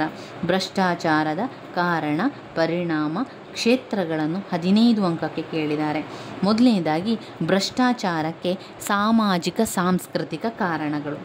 ಸಾಮಾಜಿಕ ಸಾಂಸ್ಕೃತಿಕ ಕಾರಣಗಳಲ್ಲಿ ಮತ್ತೆ ಅದರಲ್ಲಿ 5 ಪಾಯಿಂಟ್ಸ್ಗಳಿದೆ. ಭ್ರಷ್ಟಾಚಾರಕ್ಕೆ ಸಾಮಾಜಿಕ ಸಾಂಸ್ಕೃತಿಕ ಕಾರಣಗಳು 1ನೇ ಪಾಯಿಂಟ್ಸ್. ಅದರಲ್ಲಿ 5 ಸಬ್ ಪಾಯಿಂಟ್ಸ್ಗಳಿದೆ. ಸಾಮಾಜಿಕ ಸಾಂಸ್ಕೃತಿಕ ಮೌಲ್ಯಗಳ ಅವನತಿ, ಹೆಚ್ಚುತ್ತಿರುವ ಪ್ರಾಪಂಚಿಕ ಸುಖ, ಅನಕ್ಷರತೆ ಮತ್ತು ಹಿಂದುಳಿದಿರುವಿಕೆ, ಜನರ ತಾಳ್ಮೆ, ಸಾಮಾಜಿಕ ಚಲನೆ. ಜನರ ತಾಳ್ಮೆ, ಸಾಮಾಜಿಕ ಚಲನೆ ಸಾಮಾಜಿಕ ಸಾಂಸ್ಕೃತಿಕ ಕಾರಣಗಳಲ್ಲಿ ಬರುವಂತಹ 5 ಸಬ್ ಪಾಯಿಂಟ್ಸ್ಗಳು. ನಂತರ ಭ್ರಷ್ಟಾಚಾರದ ಆರ್ಥಿಕ ಕಾರಣಗಳು. ಆರ್ಥಿಕ ಕಾರಣಗಳಲ್ಲಿ 7 ಸಬ್ ಪಾಯಿಂಟ್ಸ್ಗಳಿದೆ. ಸರಕು ಸೇವೆಗಳ ಕೊರತೆ, ಪರವಾನಗಿ ಮತ್ತು ಅನುಮತಿ ವ್ಯವಸ್ಥೆ, ಉನ್ನತ ಮಟ್ಟದ ಜೀವನ ನಡೆಸಬೇಕೆಂಬ ಹುಚ್ಚುತನ, ಹೆಚ್ಚಿನ ಪ್ರಮಾಣದಲ್ಲಿ ತೆರಿಗೆ ಹೇರುವಿಕೆ, ಕಪ್ಪು ಹಣ, ವ್ಯಾಪಾರಕ್ಕೆ ನೀತಿ ಸಂಹಿತೆ ಇಲ್ಲದಿರುವಿಕೆ ಹಾಗೂ ಲಾಭಕೊರತನ ತಡೆ ಒಲವು. 3ನೇದು ಭ್ರಷ್ಟಾಚಾರಕ್ಕಿರುವ ರಾಜಕೀಯ ಕಾರಣಗಳು. ಅದರಲ್ಲೂ ಕೂಡ ಸಬ್ ಪಾಯಿಂಟನ್ನು ಕಾಣಬಹುದು. ಭ್ರಷ್ಟ ರಾಜಕಾರಣಿಗಳು ಮತ್ತು ಸಾರ್ವಜನಿಕ ಅಧಿಕಾರಿಗಳು ನಾಗರಿಕ ಹಾಗೂ ಇತರ ಸೌಲಭ್ಯಗಳನ್ನು ಕಾನೂನಿಗೆ ವಿರುದ್ಧವಾಗಿ ಬಳಸುವುದು, ಹೆಚ್ಚು ಚುನಾವಣಾ ವೆಚ್ಚ, ರಾಜಕೀಯ ಭ್ರಷ್ಟಾಚಾರ ಮತ್ತು ಹಗರಣಗಳು, ರಾಜಕೀಯ ಅಪರಾಧೀಕರಿಸುವುದು, ರಾಜಕೀಯ ಸಂಕಲ್ಪ ಶಕ್ತಿಯ ಕೊರತೆ. 4ನೇ ಪಾಯಿಂಟ್ ಭ್ರಷ್ಟಾಚಾರಕ್ಕಿರುವ ಕಾರ್ಯಾಂಗ ಮತ್ತು ಆಡಳಿತಾತ್ಮಕ ಕಾರಣಗಳು. ಅದರಲ್ಲೂ ಕೂಡ ಸಬ್ ಪಾಯಿಂಟ್ಸ್ ಇದೆ. ಸಾರ್ವಜನಿಕ ಹಣ, ಅಧಿಕಾರದ ದುರುಪಯೋಗ, ವಾಸ್ತವವಾದಿಗಳಿಗಿಂತ ಹೆಚ್ಚಾಗಿ ಮತಾಚರಣವಾದಿಗಳು, ಸಾರ್ವಜನಿಕ ಸೇವಕ ಉತ್ತರವಾದಿತ್ವದ ಕೊರತೆ, ಕಡಿಮೆ ಸಂಬಳದ ಸಿಬ್ಬಂದಿ, ನೇಮಕಾತಿ ಮತ್ತು ವರ್ಗಾವಣೆಯಲ್ಲಿ ಭ್ರಷ್ಟಾಚಾರ, ಸೂಕ್ತ ಯಾಂತ್ರಿಕ ವ್ಯವಸ್ಥೆಯ ಕೊರತೆ. 5ನೇ ಪಾಯಿಂಟ್ ಶಾಸಕಾಂಗದ ಕಾರಣಗಳು. 6ನೇದು ಭ್ರಷ್ಟಾಚಾರದ ನ್ಯಾಯಿಕ ಕಾರಣಗಳು. ನ್ಯಾಯಿಕ ಕಾರಣಗಳಲ್ಲಿಯೂ ಮತ್ತು ಸಬ್ ಪಾಯಿಂಟ್ಸ್ ಇದೆ. ಸುಲಭವಾಗಿ ಹಾದು ಹೋಗಬಹುದಾದ ನ್ಯಾಯಾಂಗ ವ್ಯವಸ್ಥೆ, ಪದೇ ಪದೇ ಖುಲಾಸೆ ಮಾಡುವುದು, ಕಠಿಣ ಶಿಕ್ಷೆಯ ಕೊರತೆ. ಇವಿಷ್ಟು ಭ್ರಷ್ಟಾಚಾರದ ಕಾರಣಗಳು. ನಂತರ ಬರುವಂಥದ್ದು ಭ್ರಷ್ಟಾಚಾರವನ್ನು ತಡೆಗಟ್ಟುವಂಥ ಕ್ರಮಗಳು. ಇದು ಭ್ರಷ್ಟಾಚಾರದ ಕಾರಣಗಳು. ಭ್ರಷ್ಟಾಚಾರವನ್ನು ತಡೆಗಟ್ಟುವಂಥದ್ದು ಮತ್ತೊಂದಿದೆ. ಇದು ಭ್ರಷ್ಟಾಚಾರಕ್ಕೆ ಕಾರಣಗಳನ್ನು ಬರೀಬೇಕು. ಇದು 15 ಅಂಕಕ್ಕೆ ಬಂದಿರುವಂಥದ್ದು. ಮತ್ತೊಮ್ಮೆ ಇದರ ಪಾಯಿಂಟ್ಸ್ಗಳನ್ನು ಹೇಳ್ತಾ ಹೋಗ್ತಾನೆ. ಇದರಲ್ಲಿ ಒಟ್ಟು 6 ಪಾಯಿಂಟ್ಸ್ಗಳಿದೆ. ಭ್ರಷ್ಟಾಚಾರದ ನ್ಯಾಯಿಕ ಕಾರಣಗಳು 6ನೇ ಪಾಯಿಂಟ್, ಶಾಸಕಾಂಗದ ಕಾರಣಗಳು ಒಟ್ಟು ಮೇನ್ ಪಾಯಿಂಟನ್ನು ಮೊದಲಿಗೆ ನಾನು ನಿಮಗೆ ಹೇಳ್ತೇನೆ. ಭ್ರಷ್ಟಾಚಾರಕ್ಕೆ ಕಾರಣಗಳು ಸಾಮಾಜಿಕ ಸಾಂಸ್ಕೃತಿಕ ಕಾರಣಗಳು, ಆರ್ಥಿಕ ಕಾರಣಗಳು. ಭ್ರಷ್ಟಾಚಾರದ ಸಾಮಾಜಿಕ ಸಾಂಸ್ಕೃತಿಕ ಕಾರಣಗಳು, ಭ್ರಷ್ಟಾಚಾರದ ಆರ್ಥಿಕ ಕಾರಣಗಳು. 3ನೇದು ಭ್ರಷ್ಟಾಚಾರದ ರಾಜಕೀಯ ಕಾರಣಗಳು, ರಾಜಕೀಯ ಕಾರಣಗಳು. 4 ಭ್ರಷ್ಟಾಚಾರದ ಕಾರ್ಯಾಂಗ ಮತ್ತು ಆಡಳಿತಾತ್ಮಕ ಕಾರ್ಯಗಳು, ಭ್ರಷ್ಟಾಚಾರದ ಆಡಳಿತಾತ್ಮಕ ಮತ್ತು ಕಾರ್ಯಾಂಗದ ಕಾರಣಗಳು, ಭ್ರಷ್ಟಾಚಾರದ ಶಾಸಕಾಂಗ ಕಾರಣಗಳು ಮತ್ತು ನ್ಯಾಯಿಕ ಕಾರಣಗಳು. ಒಟ್ಟು 6 ಪಾಯಿಂಟ್ಸ್ಗಳಿದೆ. ಭ್ರಷ್ಟಾಚಾರಕ್ಕೆ 6 ಪಾಯಿಂಟ್ಸ್ಗಳಿದೆ, ನೆನ್ಪಿಟ್ಕೊಳ್ಳಿ. ಈ 6 ಪಾಯಿಂಟ್ಸ್ಗಳಲ್ಲಿಯೂ ಕೂಡ 5 ರೀತಿಯಲ್ಲಿ ಸಬ್ ಪಾಯಿಂಟ್ಸನ್ನು ಕೂಡ ಕೊಟ್ಟಿದ್ದಾರೆ. ಮೊದಲೇದು ಇನ್ನೊಮ್ಮೆ ಅದನ್ನು ಹೇಳಿ. ಭ್ರಷ್ಟಾಚಾರದ ಸಾಂಸ್ಕೃತಿಕ ಸಾಮಾಜಿಕ ಕಾರಣಗಳು, ಭ್ರಷ್ಟಾಚಾರದ ಆರ್ಥಿಕ ಕಾರಣಗಳು, ಭ್ರಷ್ಟಾಚಾರದ ರಾಜಕೀಯ ಕಾರಣಗಳು, ಭ್ರಷ್ಟಾಚಾರದ ಕಾರ್ಯಾಂಗ ಮತ್ತು ಆಡಳಿತಾತ್ಮಕ ಕಾರಣಗಳು, ಭ್ರಷ್ಟಾಚಾರದ ಶಾಸಕಾಂಗ ಕಾರಣಗಳು, ಭ್ರಷ್ಟಾಚಾರದ ನ್ಯಾಯಿಕ ಕಾರಣಗಳು. ಸಾಮಾಜಿಕ, ಸಾಂಸ್ಕೃತಿಕ, ಆರ್ಥಿಕ, ರಾಜಕೀಯ, ಸಾಮಾಜಿಕ, ಸಾಂಸ್ಕೃತಿಕ, ಆರ್ಥಿಕ, ರಾಜಕೀಯ, ಕಾರ್ಯಾಂಗ ಮತ್ತು ಆಡಳಿತಾತ್ಮಕ, ಶಾಸಕಾಂಗ, ನ್ಯಾಯಿಕ ಕಾರಣಗಳು. ಒಟ್ಟು 6 ಕಾರಣಗಳನ್ನು ನೆನಪಲ್ಲಿಟ್ಕೊಳ್ಳಿ. ಇನ್ನು ಬರುವಂಥದ್ದು ಸಬ್ ಪಾಯಿಂಟ್ಸ್ಗಳು. ಭ್ರಷ್ಟಾಚಾರದ ಕಾರಣಗಳಲ್ಲಿ ಸಾಮಾಜಿಕ ಮತ್ತು ಸಾಂಸ್ಕೃತಿಕ ಕಾರಣಗಳ ಸಬ್ ಪಾಯಿಂಟ್ಸ್ಗಳು ಮತ್ತು 5 ಸಬ್ ಪಾಯಿಂಟ್ಸ್ಗಳು ಅದರಲ್ಲಿದೆ. ಅದ್ಯಾವುದು? ಸಾಮಾಜಿಕ ಮತ್ತು ಸಾಂಸ್ಕೃತಿಕ ಕಾರಣಗಳಲ್ಲಿ ಸಾಮಾಜಿಕ ಮತ್ತು ಸಾಂಸ್ಕೃತಿಕ ಮೌಲ್ಯಗಳ ಅವನತಿ, ಸಾಮಾಜಿಕ ಮತ್ತು ಸಾಂಸ್ಕೃತಿಕ ಮೌಲ್ಯಗಳ ಅವನತಿ, ಹೆಚ್ಚುತ್ತಿರುವ ಪ್ರಾಪಂಚಿಕ ಸುಖ, ಹೆಚ್ಚುತ್ತಿರುವ ಪ್ರಾಪಂಚಿಕ ಸುಖ, ಅನಕ್ಷರತೆ ಮತ್ತು ಹಿಂದುಳಿದಿರುವಿಕೆ, ಅನಕ್ಷರತೆ ಮತ್ತು ಹಿಂದುಳಿದಿರುವಿಕೆ, ಜನರ ತಾಳ್ಮೆ, 5 ಸಾಮಾಜಿಕ ಚಲನೆ. ಇದು ಸಾಮಾಜಿಕ ಸಾಂಸ್ಕೃತಿಕ ಕಾರಣಗಳು. ಸಾಮಾಜಿಕ ಸಾಂಸ್ಕೃತಿಕ ಮೌಲ್ಯಗಳ ಅವನತಿ, ಹೆಚ್ಚುತ್ತಿರುವ ಪ್ರಾಪಂಚಿಕ ಸುಖ, ಅನಕ್ಷರತೆ ಮತ್ತು ಹಿಂದುಳಿದಿರುವಿಕೆ, ಜನರ ತಾಳ್ಮೆ, ಸಾಮಾಜಿಕ ಚಲನೆ. ಆಯಿತಾ? 1 ಪಾಯಿಂಟ್ಸ್ ಆಯಿತು. ನೆಕ್ಸ್ಟ್ ಪಾಯಿಂಟ್ ಭ್ರಷ್ಟಾಚಾರದ ಆರ್ಥಿಕ ಕಾರಣಗಳು. ಇದರಲ್ಲಿ 7 ಸಬ್ ಪಾಯಿಂಟ್ಸ್ಗಳಿದೆ. ಭ್ರಷ್ಟಾಚಾರದ ಆರ್ಥಿಕ ಕಾರಣಗಳಲ್ಲಿ ಸರಕು ಸೇವೆಗಳ ಕೊರತೆ. ಆರ್ಥಿಕ ಅಂತ ಹೇಳಿದ ಕೂಡಲೇ ಹಣಕ್ಕೆ ಸಂಬಂಧಪಟ್ಟದ್ದು, ವ್ಯಾಪಾರಕ್ಕೆ ಸಂಬಂಧಪಟ್ಟಂಥದ್ದು, ತೆರಿಗೆ ಅದೆಲ್ಲ ಸಂಬಂಧಪಟ್ಟಂಥದ್ದು ಆರ್ಥಿಕ ಕಾರಣಗಳು. ಸರಕು ಸೇವೆಗಳ ಕೊರತೆ, ಪರವಾನಿಗೆ ಮತ್ತು ಅನುಮತಿಯ ವ್ಯವಸ್ಥೆ, ಸರಕು ಸೇವೆಗಳ ಕೊರತೆ, ಪರವಾನಿಗೆ ಮತ್ತು ಅನುಮತಿಯ ವ್ಯವಸ್ಥೆ, ಉನ್ನತ ಮಟ್ಟದ ಜೀವನ ನಡೆಸಬೇಕೆಂಬ ಹುಚ್ಚುತನ, ಉನ್ನತ ಮಟ್ಟದ ಜೀವನವನ್ನು ನಡೆಸಬೇಕೆಂಬ ಹುಚ್ಚುತನ, ಹೆಚ್ಚಿನ ಪ್ರಮಾಣದಲ್ಲಿ ತೆರಿಗೆ ಹೇರುವಿಕೆ, ಹೆಚ್ಚಿನ ಪ್ರಮಾಣದಲ್ಲಿ ತೆರಿಗೆಯನ್ನು ಹೇರುವಿಕೆ, ಕಪ್ಪು ಹಣ, ಬ್ಲ್ಯಾಕ್ ಮನಿ ಅಂತ ಹೇಳ್ತಾವಲ್ಲ, ಕಪ್ಪು ಹಣ, ವ್ಯಾಪಾರಕ್ಕೆ ನೀತಿ ಸಂಹಿತೆ ಇಲ್ಲದಿರುವಿಕೆ ಹಾಗೂ ಲಾಭಕೋರತನ ತಡೆದು ಒಲವು, ವ್ಯಾಪಾರಕ್ಕೆ ನೀತಿ ಸಂಹಿತೆ ಇಲ್ಲದಿರುವಿಕೆ ಮತ್ತು ಲಾಭಕೋರತನದ ತಡೆಗೆ ಒಲವು. ಈ 7 ಪಾಯಿಂಟ್ ಭ್ರಷ್ಟಾಚಾರದ ಆರ್ಥಿಕ ಕಾರಣಗಳಲ್ಲಿ ಬರ್ತದೆ. ಇನ್ನು ಬರುವಂಥದ್ದು ಭ್ರಷ್ಟಾಚಾರಕ್ಕಿರುವ ರಾಜಕೀಯ ಕಾರಣಗಳು. ಯಾರು? ಭ್ರಷ್ಟ ರಾಜಕಾರಣಿಗಳು, ಭ್ರಷ್ಟ ಸಾರ್ವಜನಿಕ ಅಧಿಕಾರಿಗಳು. ಯಾರು? ಭ್ರಷ್ಟ ರಾಜಕಾರಣಿಗಳು, ಭ್ರಷ್ಟ ಸಾರ್ವಜನಿಕ ಅಧಿಕಾರಿಗಳು. ನಾಗರಿಕ ಹಾಗೂ ಇತರ ಸೌಲಭ್ಯಗಳನ್ನು ಕಾನೂನಿನ ವಿರುದ್ಧವಾಗಿ ಬಳಸುವಂಥದ್ದು, ನಾಗರಿಕ ಹಾಗೂ ಇತರ ಸೌಲಭ್ಯಗಳನ್ನು ಕಾನೂನಿನ ವಿರುದ್ಧವಾಗಿ ಬಳಸುವುದು. ಹೆಚ್ಚು ಚುನಾವಣಾ ವೆಚ್ಚ, ಚುನಾವಣೆಯ ಹಣ ಎಲ್ಲ ಹೆಚ್ಚು ಚುನಾವಣೆಯ ವೆಚ್ಚ. ರಾಜಕೀಯ ಭ್ರಷ್ಟಾಚಾರ ಮತ್ತು ಹಗರಣಗಳು, ರಾಜಕೀಯ ಭ್ರಷ್ಟಾಚಾರ ಮತ್ತು ಹಗರಣಗಳು. ರಾಜಕೀಯವನ್ನು ಅಪರಾಧೀಕರಿಸುವುದು, ರಾಜಕೀಯವನ್ನು ಅಪರಾಧವನ್ನು ಕರಿಸುವುದು. 6 ರಾಜಕೀಯ ಸಂಕಲ್ಪ ಶಕ್ತಿಯ ಕೊರತೆ, ರಾಜಕೀಯ ಸಂಕಲ್ಪ ಶಕ್ತಿಯ ಕೊರತೆ. ಇದು ರಾಜಕೀಯ ಕಾರಣಗಳಲ್ಲಿ ಬರ್ತದೆ. ಭ್ರಷ್ಟಾಚಾರಕ್ಕಿರುವ ರಾಜಕೀಯ ಕಾರಣಗಳು: ಭ್ರಷ್ಟ ರಾಜಕಾರಣಿಗಳು ಮತ್ತು ಸಾರ್ವಜನಿಕ ಅಧಿಕಾರಿಗಳು, ನಾಗರಿಕ ಹಾಗೂ ಇತರ ಸೌಲಭ್ಯಗಳನ್ನು ಕಾನೂನಿಗೆ ವಿರುದ್ಧವಾಗಿ ಬಳಸುವುದು, ಹೆಚ್ಚು ಚುನಾವಣೆಯ ವೆಚ್ಚ, ರಾಜಕೀಯ ಭ್ರಷ್ಟಾಚಾರ ಮತ್ತು ಹಗರಣಗಳು, ರಾಜಕೀಯವನ್ನು ಅಪರಾಧೀಕರಿಸುವುದು, ರಾಜಕೀಯ ಸಂಕಲ್ಪ ಶಕ್ತಿಯ ಕೊರತೆ. 4ನೆಯ ಪಾಯಿಂಟ್ ಭ್ರಷ್ಟಾಚಾರಕ್ಕಿರುವ ಕಾರ್ಯಾಂಗ ಮತ್ತು ಆಡಳಿತಾತ್ಮಕ ಕಾರಣಗಳು. ಭ್ರಷ್ಟಾಚಾರಕ್ಕೆ ಇರುವ ಕಾರ್ಯಾಂಗ ಮತ್ತು ಆಡಳಿತಾತ್ಮಕ ಕಾರಣಗಳು ಏನೆಲ್ಲ ಬರ್ತದೆ? ಇದರಲ್ಲೂ ಕೂಡ ಮತ್ತೆ ಸಬ್ ಪಾಯಿಂಟ್ಸ್ಗಳು, ಒಟ್ಟು 5 ಸಬ್ ಪಾಯಿಂಟ್ಸ್ಗಳನ್ನು ಮತ್ತೆ ಕೊಟ್ಟಿದ್ದಾರೆ. ಕಾರ್ಯಾಂಗ ಮತ್ತು ಆಡಳಿತಾತ್ಮಕ ಕಾರ್ಯಗಳಲ್ಲಿ ಸಾರ್ವಜನಿಕರ ಹಣ ಮತ್ತು ಅಧಿಕಾರವನ್ನು ದುರುಪಯೋಗಪಡಿಸುವಂಥದ್ದು, ಸಾರ್ವಜನಿಕರ ಹಣ ಮತ್ತು ಅಧಿಕಾರವನ್ನು ದುರುಪಯೋಗಪಡಿಸುವಂಥದ್ದು. ವಾಸ್ತವವಾದಿಗಳಿಗಿಂತ ಹೆಚ್ಚಾಗಿ ಮತಾಚರಣಾವಾದಿಗಳು, ವಾಸ್ತವವಾದಿಗಳಿಗಿಂತ ಹೆಚ್ಚಾಗಿ ಯಾರಿದ್ದಾರೆ? ಮತಾಚರಣವಾದಿಗಳಿದ್ದಾರೆ. ಸಾರ್ವಜನಿಕ ಸೇವಕರ ಉತ್ತರವಾದಿತ್ವದ ಕೊರತೆ, ಸಾರ್ವಜನಿಕರಿಗೆ ಸೇವೆ ಮಾಡುವಂಥ ಸೇವಕರ ಉತ್ತರವಾದಿತ್ವದ ಕೊರತೆ ಇದೆ. ಕಡಿಮೆ ಸಂಬಳದ ಸಿಬ್ಬಂದಿಗಳೆಲ್ಲ ಕಡಿಮೆ ಹಣಕ್ಕೆ ದುಡಿತಾ ಇದ್ದಾರೆ. ಕಡಿಮೆ ಸಂಬಳದ ಸಿಬ್ಬಂದಿ. ನೇಮಕಾತಿ ಮತ್ತು ವರ್ಗಾವಣೆಯಲ್ಲಿ ಭ್ರಷ್ಟಾಚಾರ. ಯಾವುದಾದ್ರೂ ಕೆಲಸ ಸಿಗಬೇಕು ಅಂತಾದರೆ ಅಲ್ಲಿ ಹಣ ಕೊಡಬೇಕು, ಯಾವುದಾದ್ರೂ ನೇಮಕಾತಿ ಆಗಬೇಕಾ ಅಲ್ಲಿ ಹಣ ಕೊಡಬೇಕು, ಯಾವುದಾದ್ರೂ ವರ್ಗಾವಣೆ ಮಾಡ್ಕೊಳ್ಬೇಕಾ ಅಲ್ಲಿ ಕೂಡ ಹಣ ಕೊಡಬೇಕು. ಇದು ಭ್ರಷ್ಟಾಚಾರ. ನೇಮಕಾತಿ ಮತ್ತು ವರ್ಗಾವಣೆಯಲ್ಲಿ ಭ್ರಷ್ಟಾಚಾರ. ಸೂಕ್ತ ಯಾಂತ್ರಿಕ ವ್ಯವಸ್ಥೆಯ ಕೊರತೆ, ಸೂಕ್ತ ಯಾಂತ್ರಿಕ ವ್ಯವಸ್ಥೆಯ ಕೊರತೆ. 5ನೇ ಪಾಯಿಂಟ್ ಶಾಸಕಾಂಗದ ಕಾರಣಗಳು. ಶಾಸಕಾಂಗದ ಕಾರಣಗಳು: ಶಾಸನಗಳು ಭ್ರಷ್ಟಾಚಾರವನ್ನು ನಿಯಂತ್ರಿಸಲು ಸಾಕಾಗುವುದಿಲ್ಲ ಎಂಬುದು ಗೊತ್ತಿರುವ ವಿಷಯವೇ. ನಮಗೆ ಭ್ರಷ್ಟಾಚಾರವೆಸಗುವ ವ್ಯಕ್ತಿಗಳನ್ನು ಹಿಡಿಯಲು ಇನ್ನಷ್ಟು ಗ್ರಹಿಸಬಲ್ಲ ಪರಿಣಾಮಕಾರಿಯಾದ ಕಾನೂನುಗಳು ಬೇಕಾಗಿವೆ.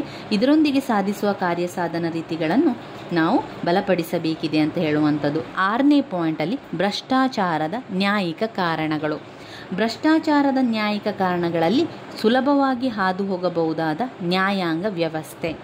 ಸುಲಭವಾಗಿ ಹಾದು ಹೋಗಬಹುದಾದ ನ್ಯಾಯಾಂಗದ ವ್ಯವಸ್ಥೆ. 2, ಪದೇ ಪದೇ ಖುಲಾಸೆ ಮಾಡುವುದು. ಪದೇ ಪದೇ ಖುಲಾಸೆ ಮಾಡುವುದು. ಕಠಿಣ ಶಿಕ್ಷೆಯ ಕೊರತೆ. ಕಠಿಣ ಶಿಕ್ಷೆಯ ಕೊರತೆ ಇರುವುದರಿಂದ ಭ್ರಷ್ಟಾಚಾರಗಳು ಆಗ್ತಾನೆ ಇರ್ತದೆ. ಇವಿಷ್ಟು ನಮ್ಮ ಭ್ರಷ್ಟಾಚಾರಕ್ಕಿರುವಂತಹ ಕಾರಣಗಳು. 15 ಅಂಕಕ್ಕೆ ಕೇಳ್ತಾರೆ. ಭ್ರಷ್ಟಾಚಾರದ ಕಾರಣ ಮತ್ತು ಪರಿಣಾಮಗಳು ಅದರಲ್ಲಿ ಬರ್ತದೆ. ಇನ್ನು ಭ್ರಷ್ಟಾಚಾರವನ್ನು ತಡೆಗಟ್ಟುವ ಕ್ರಮಗಳೇನು? ಭ್ರಷ್ಟಾಚಾರವನ್ನು ತಡೆಗಟ್ಟುವ ಕ್ರಮಗಳನ್ನು ಅವರು 10 ಅಂಕಕ್ಕೆ ಕೇಳಿದ್ದಾರೆ. ಶಾಸಕಾಂಗದ ಕ್ರಮಗಳನ್ನು ಮಾಡಬೇಕು. ಶಾಸಕಾಂಗದ ಕ್ರಮಗಳನ್ನು ಮಾಡುವಂಥದ್ದು. ಭ್ರಷ್ಟಾಚಾರವನ್ನು ನಿರ್ಮೂಲನೆ ಮಾಡಲು ಸಮಿತಿಗಳನ್ನು ರಚಿಸುವುದು. ಭ್ರಷ್ಟಾಚಾರವನ್ನು ನಿರ್ಮೂಲನೆ ಮಾಡಲು ಸಮಿತಿಗಳನ್ನು ರಚಿಸುವುದು. ಸಂತಾನಂ ಸಮಿತಿ ಮತ್ತು ವೋಹ್ರಾ ಸಮಿತಿ. ಸಂತಾನಂ ಸಮಿತಿ ಮತ್ತು ವೋಹ್ರಾ ಸಮಿತಿ. ರಾಜ್ಯ ಮಟ್ಟದಲ್ಲಿ ಲೋಕಾಯುಕ್ತರ ರಚನೆ ಮಾಡುವಂಥದ್ದು. ರಾಜ್ಯ ಮಟ್ಟದಲ್ಲಿ ಲೋಕಾಯುಕ್ತರ ರಚನೆ ಮಾಡುವಂಥದ್ದು.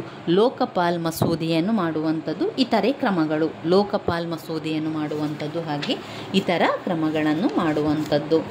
ಇನ್ನು ಬರುವಂತಹ ಘಟಕ 15 ಆತಂಕವಾದ. ಆತಂಕವಾದ ಅಂದರೆ ಏನು? ಮೊದಲಿಗೆ ಅರ್ಥವನ್ನು ತಿಳ್ಕೊಳ್ಳುವ. ಆತಂಕವಾದ ಎಂಬುದು ಸಮಾಜದ ಜನರಲ್ಲಿ ಭಯ ಮತ್ತು ಅಭದ್ರತೆಯನ್ನು ಹುಟ್ಟಿಸುವಂತಹ ಒಂದು ಕ್ರಿಯೆ. ಸಮಾಜದ ಜನರಲ್ಲಿ ಭಯವನ್ನು ಹುಟ್ಟಿಸುವಂತಹ ಒಂದು ಕ್ರಿಯೆ.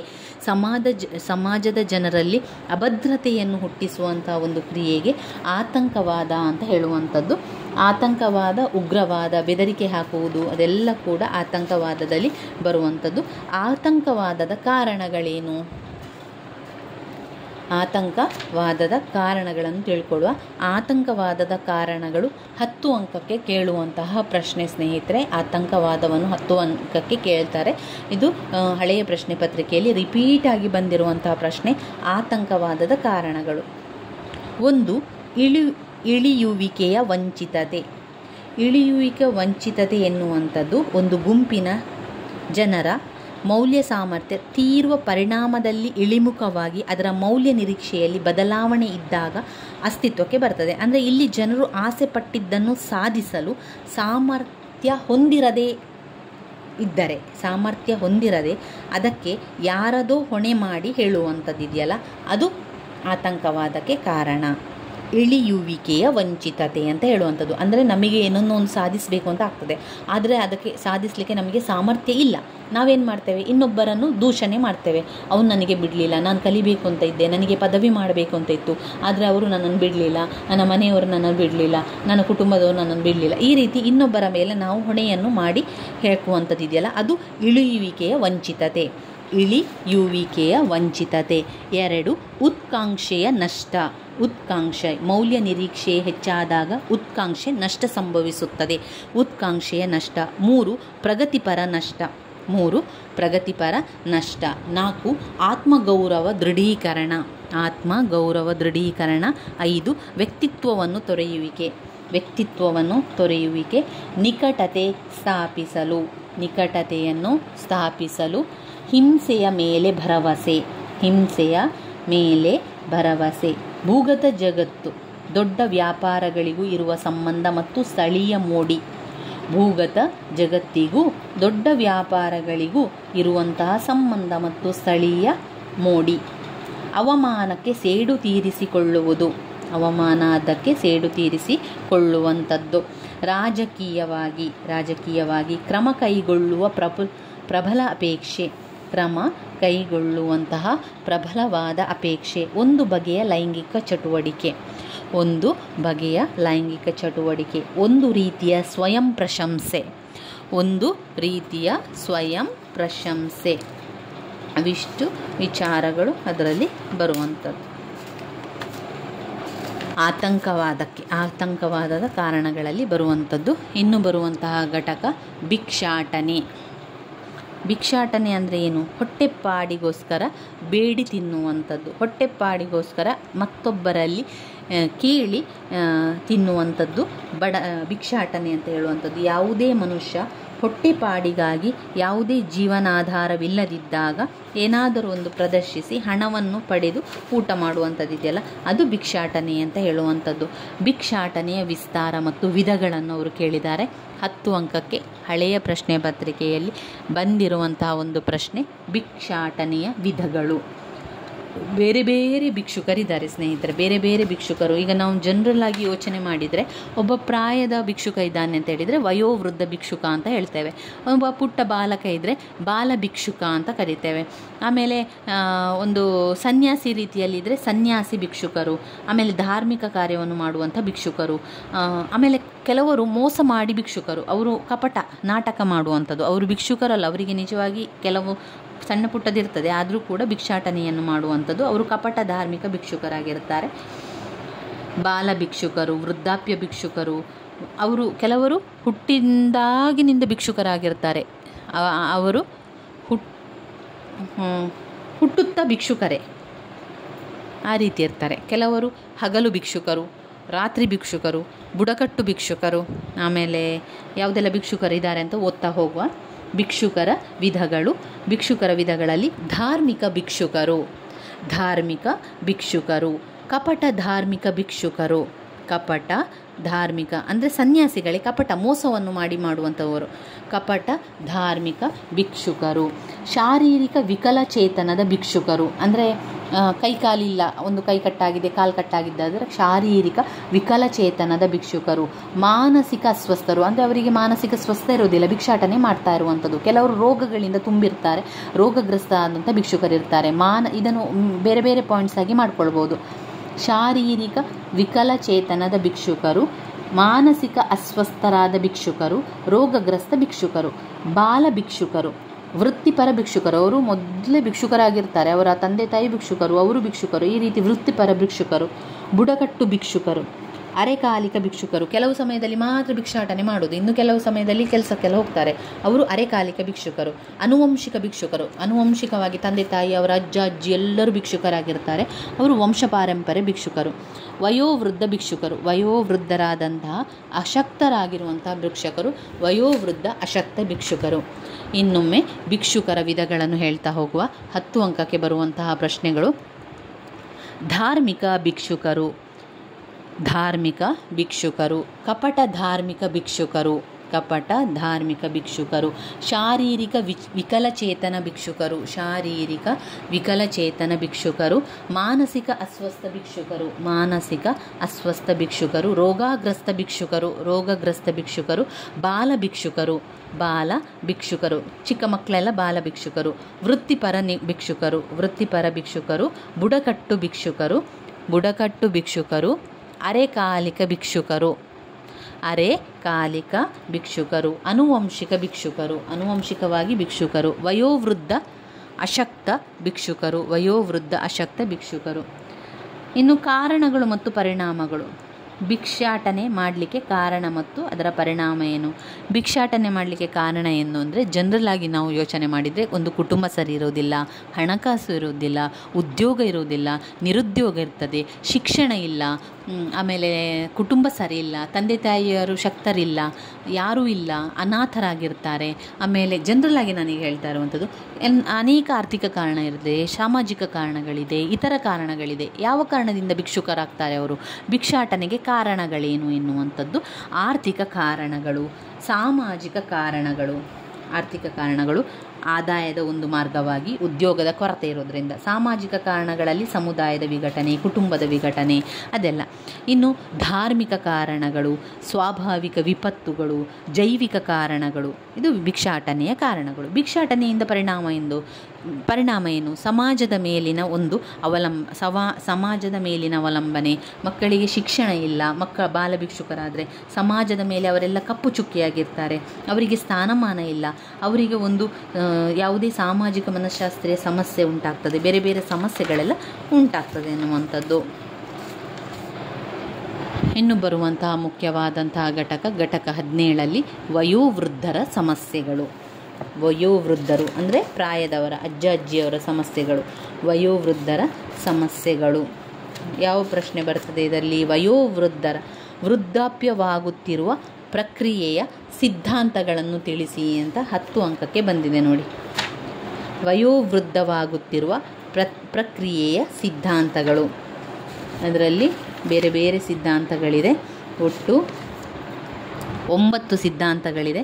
ಆಮೇಲೆ ವಯೋವೃದ್ಧರ ಸಮಸ್ಯೆಗಳೇನಿದೆ, ವಯೋವೃದ್ಧರ ಸಮಸ್ಯೆಗಳು ಕೂಡ ತುಂಬಾ ಇಂಪಾರ್ಟೆಂಟ್ ಆಗಿರುವಂತಹ ಪ್ರಶ್ನೆ. ಅದರಲ್ಲೂ ಕೂಡ 9 ಪಾಯಿಂಟ್ಸ್ಗಳನ್ನು ಕಾಣ್ಬೋದು. ಇದು ಈ ಪಾಠದಲ್ಲಿ ವಯೋವೃದ್ಧರ ಸಮಸ್ಯೆ ಘಟಕವನ್ನು ನೋಡಿದರೆ ಇದರಲ್ಲಿ 2 ಮುಖ್ಯವಾದ ಪ್ರಶ್ನೆಗಳನ್ನು ಕಾಣ್ಬೋದು.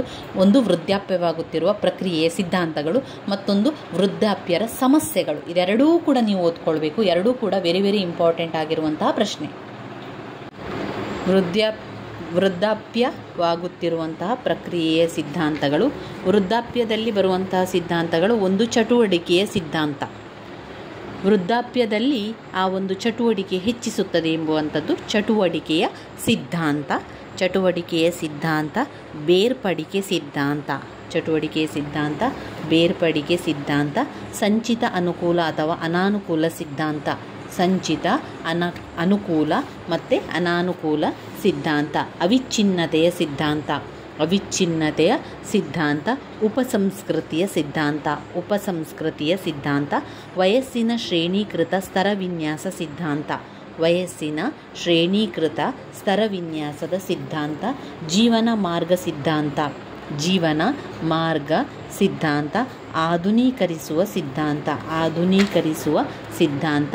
ಸಾಮಾಜಿಕ ಘರ್ಷಣೆಯ ಸಿದ್ಧಾಂತ. ಇನ್ನೊಂದು ಮುಖ್ಯವಾಗಿರುವಂಥ ಪ್ರಶ್ನೆ, ವಯೋವೃದ್ಧರ ಸಮಸ್ಯೆಗಳೇನು? ಏನೆಲ್ಲ ಸಮಸ್ಯೆಗಳನ್ನು ವಯೋವೃದ್ಧರು ಅನುಭವಿಸುತ್ತಾರೆ? ಒಂದು ತುಂಬಾ ಇಂಪಾರ್ಟೆಂಟ್, ಇದು ವೆರಿ ವೆರಿ ಇಂಪಾರ್ಟೆಂಟ್ ಆಗಿರುವಂಥ ಪ್ರಶ್ನೆ. ವೃದ್ಧಾಪ್ಯವಾಗುವಂತಹ ಸಮಸ್ಯೆಗಳು ಕುಟುಂಬದ ಮೇಲೆ ಹೊರೆ, ಗೌರವದ ಕೊರತೆ, ಸ್ಥಳಾವಕಾಶದ ಕೊರತೆ, ಕಡಿಮೆಗೊಂಡಂತಹ ಆದಾಯ, ಆರೋಗ್ಯ ಸೇವೆ ಮತ್ತು ಆರ್ಥಿಕತೆಗೆ ಹೊರೆ, ಒಂಟಿತನ ಮತ್ತು ವಿಸ್ತೃತಗೊಂಡ ಬಿಡುವಿನ ಸಮಯ, ಪೀಳಿಗೆಗಳ ನಡುವೆ ಮಕ್ಕಳು ಮತ್ತು ವೃದ್ಧರ ನಡುವಿನ ವಯಸ್ಸಿನ ಅಂತರ, ಪೀಳಿಗೆಗಳ ನಡುವಿನ ಅಂತರ, ವೃದ್ಧಾಪ್ಯವಾಗುವ ಪ್ರಕ್ರಿಯೆಯೊಂದಿಗೆ ಹೊಂದಾಣಿಕೆ ಇಲ್ಲದಿರುವಂಥದ್ದು ವೃದ್ಧಾಪ್ಯದ ಸಮಸ್ಯೆಗಳಾಗಿದೆ. ಯಾವ ರೀತಿಯ ಪರಿಹಾರ ಕ್ರಮಗಳನ್ನು ಮಾಡ್ಬೋದು? ಇದೆಲ್ಲ ಕೂಡ ಇಂಪಾರ್ಟೆಂಟ್ ಆಗಿರುವಂತಹ ಪ್ರಶ್ನೆಗಳು. ವೃದ್ಧಾಪ್ಯದ ಸಿದ್ಧಾಂತಗಳು, ವೃದ್ಧಾಪ್ಯದಲ್ಲಿ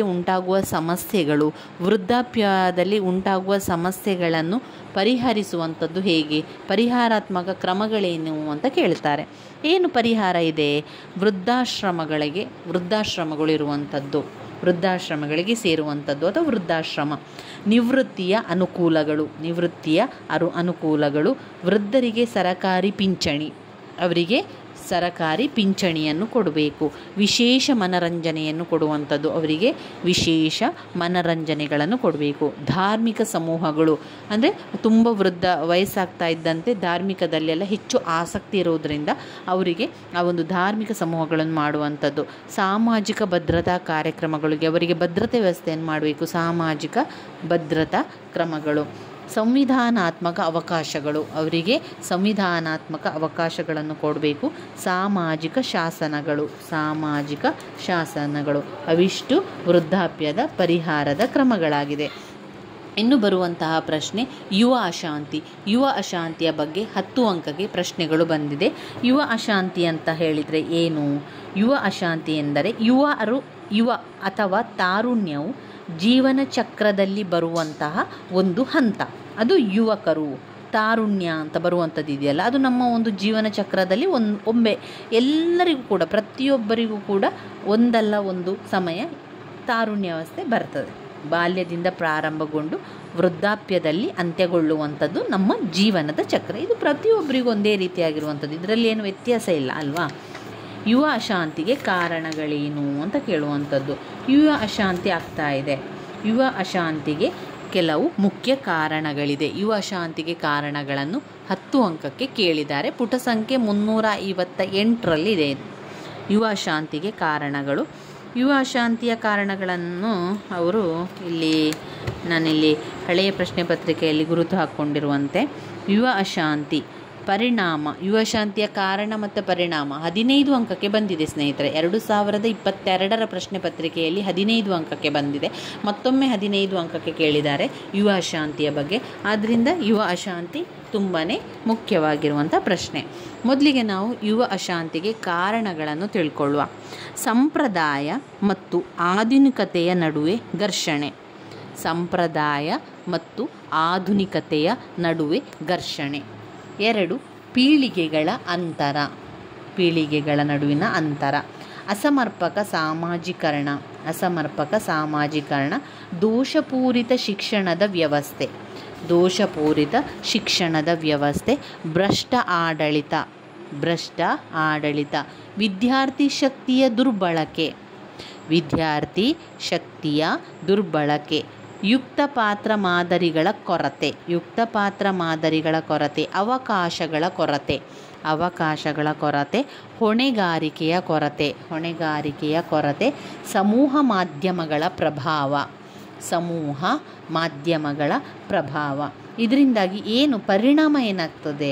ಮಕ್ಕಳಲ್ಲಿ ವಿದ್ಯಾರ್ಥಿ ಚಳುವಳಿ ಮಾಡುವಂಥದ್ದು, ಪ್ರತಿಭಟನೆ ಮಾಡುವಂಥದ್ದು, ಅಶಾಂತಿ ಚಳುವಳಿ ಮಾಡುವಂಥದ್ದು, ಶೈಕ್ಷಣಿಕ ತರಗತಿಗಳಿಂದ ಹೊರಗೆ ಬರುವಂಥದ್ದು, ದೌರ್ಜನ್ಯ ಮಾಡುವಂಥದ್ದು, ಜೈಲು ಸೇರುವಂಥದ್ದು, ಪೊಲೀಸರ ಹೊಡೆತ ತಿನ್ನುವಂಥದ್ದು, ಪ್ರತಿಭಟನೆ, ಹಿಂಸೆ ಇದೆಲ್ಲ. ಆಮೇಲೆ ಮಾದಕ ದ್ರವ್ಯಗಳನ್ನು ತೆಗೆದುಕೊಳ್ಳುವಂಥದ್ದು, ಸುಲಿಗೆ ಮಾಡುವುದು, ಆಮೇಲೆ ಕಾರುಗಳನ್ನು ಕದಿಯಲು, ಸಾರ್ವಜನಿಕರನ್ನು ಮೋಸಗೊಳಿಸಲು, ಈ ರೀತಿಯ ಕೆಲವೆಲ್ಲ ಆಗುವಂಥದ್ದನ್ನು ಕಾಣ್ಬೋದು.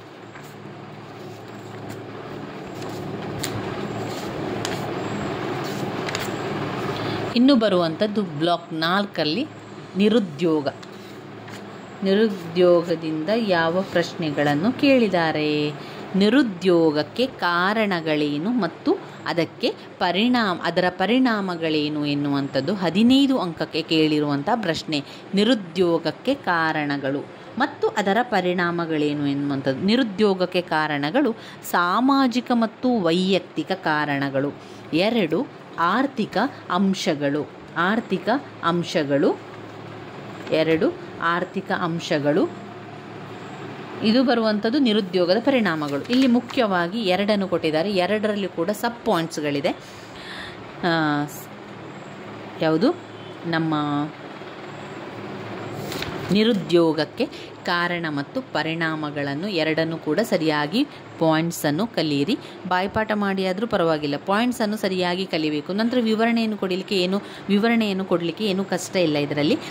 ನಿರುದ್ಯೋಗದ ಕಾರಣಗಳು 1 ಸಾಮಾಜಿಕ ಮತ್ತು ವೈಯಕ್ತಿಕ ಕಾರಣ, 2 ಆರ್ಥಿಕ ಅಂಶಗಳು. ಅಂದರೆ ಆರ್ಥಿಕ ಕಾರಣ 2 ಮುಖ್ಯ ಕಾರಣಗಳು. ಅದರಲ್ಲಿ ಸಬ್ ಪಾಯಿಂಟ್ಸ್ ಇದೆ, ಹೇಳ್ತೇನೆ. ಸಾಮಾಜಿಕ ಮತ್ತು ವೈಯಕ್ತಿಕ ಕಾರಣಗಳಲ್ಲಿ ಜನಸಂಖ್ಯಾ ಬೆಳವಣಿಗೆ, ಜನಸಂಖ್ಯಾ ಬೆಳವಣಿಗೆ. ಅವಿಭಕ್ತ ಕುಟುಂಬದ ಅಳಿವು, ಅವಿಭಕ್ತ ಕುಟುಂಬದ ಅಳಿವು. 2 ಬಾರಿ ಹೇಳ್ಕೊಳ್ಳಿ ಪಾಯಿಂಟ್ಸನ್ನು. ಭೌಗೋಳಿಕ ನಿಶ್ಚಲ ಸ್ಥಿತಿ, ಭೌಗೋಳಿಕ ನಿಶ್ಚಲ ಸ್ಥಿತಿ. ನ್ಯೂನ್ಯ ಶಿಕ್ಷಣ ಪದ್ಧತಿ, ನ್ಯೂನ್ಯ ಶಿಕ್ಷಣ ಪದ್ಧತಿ. ದೈಹಿಕ ಅಸಮರ್ಥತೆ, ದೈಹಿಕ ಅಸಮರ್ಥತೆ. ಸಾಮಾಜಿಕ ಅಂತಸ್ತಿನ ಕುಂದು, ಸಾಮಾಜಿಕ ಅಂತಸ್ತಿನ ಕುಂದು. ನಂತರ ಬರುವಂಥದ್ದು ಆರ್ಥಿಕ ಅಂಶಗಳು. ಆರ್ಥಿಕ ಸಂರಚನೆಯ ಬಿರುಕು, ಆರ್ಥಿಕ ಸಂರಚನೆಯ ಬಿರುಕು. ಬೇಡಿಕೆ ಮತ್ತು ಸರಬರಾಜು ನಡುವಿನ ಅಸಮತೋಲನ, ಬೇಡಿಕೆ ಮತ್ತು ಸರಬರಾಜು ನಡುವಿನ ಅಸಮತೋಲನ. ಮುಷ್ಕರ ಮತ್ತು ಬೀಗಮುದ್ರೆ, ಮುಷ್ಕರ ಮತ್ತು ಬೀಗಮುದ್ರೆ. ಜಾಗತೀಕೀಕರಣ, ಜಾಗತೀಕೀಕರಣ. ಇವಾಗ ನಾವು ಪಾಯಿಂಟ್ಸನ್ನಷ್ಟೇ ನೋಡ್ಕೊಂಡಿದ್ದೇವೆ ಸ್ನೇಹಿತರೆ. ಒಂದು ವೇಳೆ ನಿಮಗೆ ಯಾವುದಾದ್ರೂ ಪ್ರಶ್ನೆಯ ವಿವರಣೆ ಕೂಡ ಬೇಕು ಅಂತಾದರೆ ಅಥವಾ ನಿಮಗೆ ಅದು ಅರ್ಥ ಆಗಲಿಲ್ಲ ಅಂತಾದರೆ ಅದನ್ನು ನನಗೆ ಒಂದು ಕಮೆಂಟ್ ಮೂಲಕ ತಿಳಿಸಿ. ಯಾವ ಒಂದು ಪ್ರಶ್ನೆಯ ವಿವರಣೆ ನಿಮಗೆ ಬೇಕು ಅಂತ ನೀವು ತಿಳಿಸಿದರೆ ನಾನು ಅದನ್ನು ಸಂಪೂರ್ಣವಾಗಿ ವಿವರಿಸಲಿಕ್ಕೆ ಪ್ರಯತ್ನಿಸ್ತೇನೆ ಸ್ನೇಹಿತರೆ. ಆದಷ್ಟು ಬೇಗ ನೀವು ಅದನ್ನು ತಿಳಿಸ್ಕೊಡ್ಬೇಕು ನನಗೆ. ನಿಮ್ಮ ಪರೀಕ್ಷೆಯ ಮೊದಲು ನಾನು ನಿಮಗೆ ಬೇಕಾಗಿರುವಂತಹ ವಿವರಣೆಯನ್ನು ನಾನು ಅದರಲ್ಲಿ ತಿಳಿಸ್ಕೊಡ್ತೇನೆ. ಯಾವುದಾದ್ರೂ ಪ್ರಶ್ನೆಯ ವಿವರಣೆ ಬೇಕು ಅಂತಾದರೆ ಮಾತ್ರ ನಾನು ಈಗಾಗಲೇ ಪಾಯಿಂಟ್ಸನ್ನು ನಿಮಗೆ ಕೊಟ್ಟಿರುವಂಥದ್ದು. ಪಾಯಿಂಟ್ಸ್ಗಳು ಕಲಿಯಿರಿ ಅಂತ. ಪಾಯಿಂಟ್ಸ್ಗಳೇ ಅಗತ್ಯವಾಗಿರುವಂಥದ್ದು. ಅದನ್ನು ಬಾಯ್ಪಾಠ ಮಾಡಿ ಆದರೂ ಕಲಿಯಿರಿ. ಪಾಯಿಂಟ್ಸ್ಗಳನ್ನು ಬರೆದು ವಿವರಣೆಯನ್ನು ನಿಮಗೆ ಎಷ್ಟು ಸಾಧ್ಯವೋ ಅಷ್ಟು ವಿವರಣೆಯನ್ನು ಬರೀರಿ. ಅದಕ್ಕಿಂತ ಹೆಚ್ಚಿನ ವಿವರಣೆಯನ್ನು ಅಗತ್ಯ ಇಲ್ಲ. ಆದರೆ ಒಂದು ವೇಳೆ ನಿಮಗೆ ಇನ್ನೂ ಕೂಡ ಅದರ ಬಗ್ಗೆ ತಿಳ್ಕೊಳ್ಬೇಕು ಅಥವಾ ಇನ್ನೂ ಕೂಡ ನೀವು ಅದನ್ನು ಓದ್ಕೊಳ್ಬೇಕು ಅಂತ ಇದ್ದರೆ ನೀವು ಒಂದು ಕಮೆಂಟ್ ಮೂಲಕ ಯಾವ ಒಂದು ಪ್ರಶ್ನೆಯ ವಿವರಣೆ ಬೇಕು ಅಂತ ನೀವು ಕಮೆಂಟ್ ಮೂಲಕ ತಿಳಿಸಿ. ಇವಾಗ ನಾವು ನಿರುದ್ಯೋಗದ ಕಾರಣ ಮತ್ತು ಪರಿಣಾಮಗಳ ಪಾಯಿಂಟ್ಸ್ಗಳನ್ನು ತಿಳಿತಾ ಇದ್ದಾವೆ. ಒಂದು ವೇಳೆ ನಿಮಗೆ ಅದರ ವಿವರಣೆ ಗೊತ್ತಾಗಬೇಕು, ಅದರ ವಿವರಣೆ ನಿಮಗೆ ಬೇಕು ಅಂತ ಅನಿಸಿದರೆ ನೀವು ನನಗೆ ಕಮೆಂಟನ್ನು ಹಾಕಿ. ಸಾಧ್ಯ ಆದರೆ ನಾನು ಖಂಡಿತವಾಗಿಯೂ ಅದನ್ನು ನಾನು ವಿವರಿಸಲಿಕ್ಕೆ ಪ್ರಯತ್ನಿಸ್ತೇನೆ. ನಿರುದ್ಯೋಗದ ಕಾರಣ ಮತ್ತು ಅದರ ಪರಿಣಾಮಗಳೇನು ಎನ್ನುವಂಥದ್ದನ್ನು ಒಟ್ಟಿಗೆ 15 ಅಂಕ ಕೂಡ ಕೇಳಬಹುದು ಅಥವಾ 10 ಅಂಕಕ್ಕೆ ಪ್ರತ್ಯೇಕವಾಗಿ ಕೂಡ ಕೇಳಬಹುದು. ನಿರುದ್ಯೋಗದ ಪರಿಣಾಮಗಳನ್ನು ಇಲ್ಲಿ ಪ್ರತ್ಯೇಕವಾಗಿ 15 ಅಂಕಕ್ಕೆ ಕೇಳಿದ್ದಾರೆ. ನಿರುದ್ಯೋಗದಿಂದಾಗಿ ಏನೆಲ್ಲ ಪರಿಣಾಮ ಉಂಟಾಗ್ತದೆ? ಒಂದು, ವೈಯಕ್ತಿಕ ವಿಘಟನೆಗಳುಂಟಾಗ್ತದೆ, ಕೌಟುಂಬಿಕ ವಿಘಟನೆಗಳುಂಟಾಗ್ತದೆ, ಸಾಮಾಜಿಕ ವಿಘಟನೆಗಳುಂಟಾಗ್ತದೆ, ಜಾಗತಿಕೀಕರಣ ಉಂಟಾಗ್ತದೆ. ವೈಯಕ್ತಿಕ ವಿಘಟನೆ, ಕೌಟುಂಬಿಕ ವಿಘಟನೆ, ಸಾಮಾಜಿಕ ವಿಘಟನೆ, ಜಾಗತಿಕೀಕರಣ ಎನ್ನುವಂಥದ್ದನ್ನು ಕಾಣ್ಬೋದು. ಇದು ನಿರುದ್ಯೋಗದಲ್ಲಿ ಬರುವಂತಹ ವಿಚಾರವಾಗಿದೆ.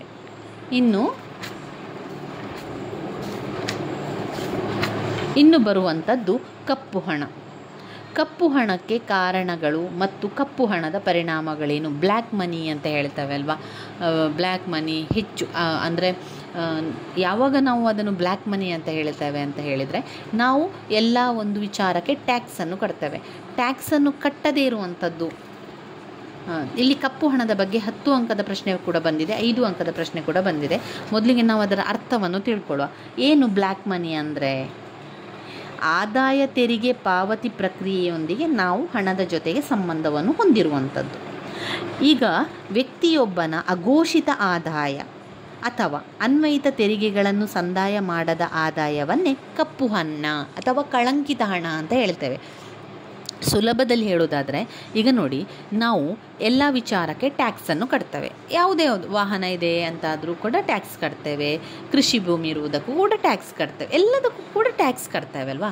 ಈ ಟ್ಯಾಕ್ಸನ್ನು ಕಟ್ಟದೇ ಇದ್ದವರಿದೆಯಲ್ಲ, ಟ್ಯಾಕ್ಸನ್ನು ಕಟ್ಟದೆ ನಾವು ವ್ಯವಹಾರ ಮಾಡುವಂಥ ಹಣ ಇದೆಯಲ್ಲ, ಆ ಒಂದು ಹಣವನ್ನು ಕಳಂಕಿತ ಹಣ ಅಂತ ಹೇಳುವಂಥದ್ದು ಅಥವಾ ಅದಕ್ಕೆ ಬ್ಲ್ಯಾಕ್ ಮನಿ ಅಂತ ಹೇಳುವಂಥದ್ದು. ಆ ಕಾರಣಕ್ಕೋಸ್ಕರ ನಿಮಗೆ ಅರ್ಥ ಆಯಿತು ಅಂತ ಅಂದ್ಕೊಂಡಿದ್ದೇನೆ.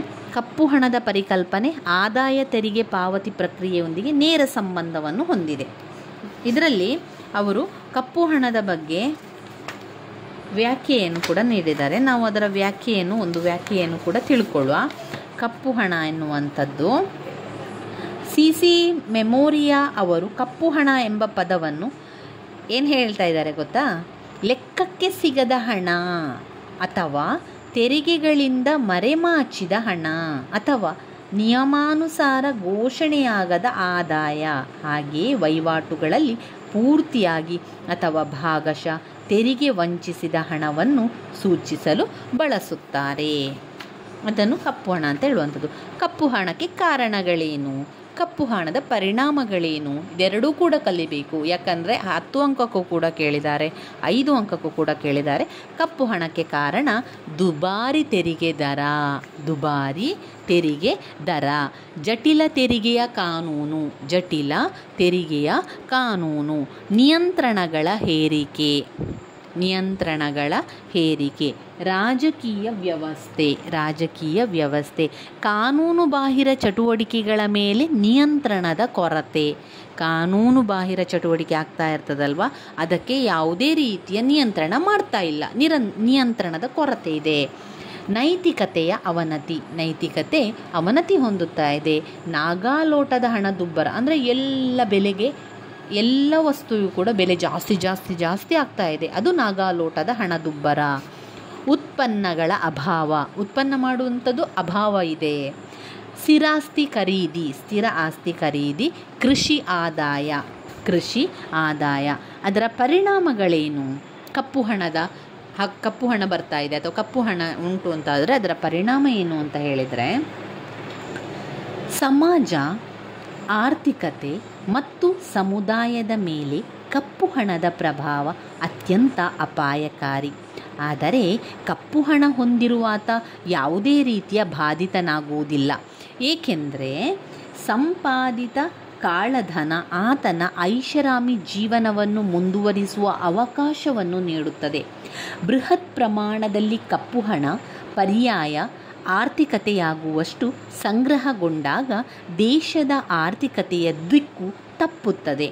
ಅಂತಹ ಸನ್ನಿವೇಶ ದೇಶದ ಯೋಜನಾ ಪ್ರಕ್ರಿಯೆ ಹಾಗೂ ಅಭಿವೃದ್ಧಿಗೆ, ಅದರಲ್ಲೂ ಸಮಾಜವಾದಿ ಅಭಿವೃದ್ಧಿ ಪರಿಕಲ್ಪನೆಗಳ ಸ್ತರದ ಜನರಿಗೆ ಸರಕಾರ ಯೋಚಿಸುವ ಸಾಮಾಜಿಕ ಭದ್ರತೆಯ ಯೋಜನೆಗಳಾದ ವೃದ್ಧಾಪ್ಯ ಹಾಗೂ ವಿಧವಾ ಸಹಾಯಧನ, ಸುಲಭ ದರದಲ್ಲಿ ಅಕ್ಕಿ, ನೌಕರಿ ಖಾತ್ರಿ ಯೋಜನೆಗಳು, ವಸತಿ ಯೋಜನೆಗಳು, ವಿದ್ಯಾರ್ಥಿ ನಿಲಯಗಳು, ಶೈಕ್ಷಣಿಕ ಯೋಜನೆಗಳು, ವಿದ್ಯಾರ್ಥಿ ವೇತನ, ಆರೋಗ್ಯ ಸೇವೆಗಳು ಮುಂತಾದವುಗಳಿಗೆ ಭಾರೀ ಮೊತ್ತದ ಹಣ ವಿನಿಯೋಗ ಅನಿವಾರ್ಯ.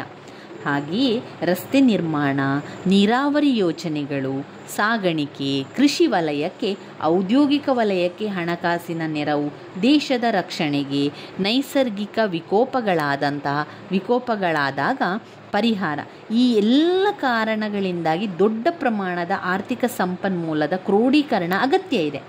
ಈ ಎಲ್ಲದಕ್ಕೂ ವಿವಿಧ ರೀತಿಯ ನೇರ ಮತ್ತು ಪರೋಕ್ಷ ತೆರಿಗೆಗಳು ಖಜಾನೆ ತುಂಬಿಸಲು ನೆರವಾಗ್ತದೆ. ಆದರೆ ವ್ಯಕ್ತಿ ಅಥವಾ ಸಂಸ್ಥೆ ಒಂದು ಆದಾಯ ಗಳಿಕೆಯನ್ನು ಸಂಪೂರ್ಣವಾಗಿ ಅಥವಾ ಭಾಗಶಃ ಮರೆಮಾಚಿದಾಗ ಮತ್ತು ಅಗತ್ಯ ಮೊತ್ತದ ತೆರಿಗೆ ಸಂಗ್ರಹಣ ಸಾಧ್ಯವಾಗದಾಗ ದೇಶ ತನ್ನ ಯೋಜನೆಗಳಿಗೆ ಹಣ ತೊಡಗಿಸಲು ಸಾಧ್ಯವಾಗುವುದಿಲ್ಲ. ಯೋಜನೆಗಳು ರೂಪುಗೊಂಡರೂ ಫಲಾನುಭವಿಗಳು ಸೀಮಿತ ಸಂಖ್ಯೆಯಲ್ಲಿದ್ದು ಪ್ರಜೆಗಳು ನರಳುತ್ತಾರೆ. ಇದೆಲ್ಲ ಪರಿಣಾಮಗಳು ಉಂಟಾಗುವಂಥದ್ದನ್ನು ಹೇಳುವಂಥದ್ದು. ಇನ್ನು ಈ ಒಂದು ಕಪ್ಪು ಹಣ ನಿಯಂತ್ರಣದ ಕ್ರಮಗಳೇನು? ಕಳ್ಳ ಸಾಗಣೆಯ ನಿಗ್ರಹ, ಸ್ವಪ್ರೇರಿತ ಬಹಿರಂಗ ಚಲಾವಣೆಯಿಂದ ಹಿಂತೆಗೆತ, ಸಮಿತಿಗಳ ನೇಮಕ, ಇನ್ನಿತರ ಸಮಿತಿಗಳು, ಉದ್ದಿಮೆಗಳ ಮೇಲೆ ನಿಗಾ ವಹಿಸುವಂಥದ್ದು, ಸರಕಾರಿ ಸಾಲಪತ್ರಗಳ ನೀಡಿಕೆ, ಶಾಸನ ರಚನೆ ಮತ್ತು ಕಾಯ್ದೆಗಳ ಜಾರಿ, ಇನ್ನಿತರ ಪ್ರಯತ್ನಗಳನ್ನು ಮಾಡಿ ಅದನ್ನು ನಿಲ್ಲಿಸುವಂಥ ಕೆಲಸವನ್ನು ಸರಕಾರ ಮಾಡಬೇಕು. ಇನ್ನು ಬರುವಂತಹ ಮುಖ್ಯವಾದಂತಹ ಒಂದು ಘಟಕ ಅಪೌಷ್ಟಿಕತೆ ಪರಿಕಲ್ಪನಾತ್ಮಕ ಸಮಸ್ಯೆ.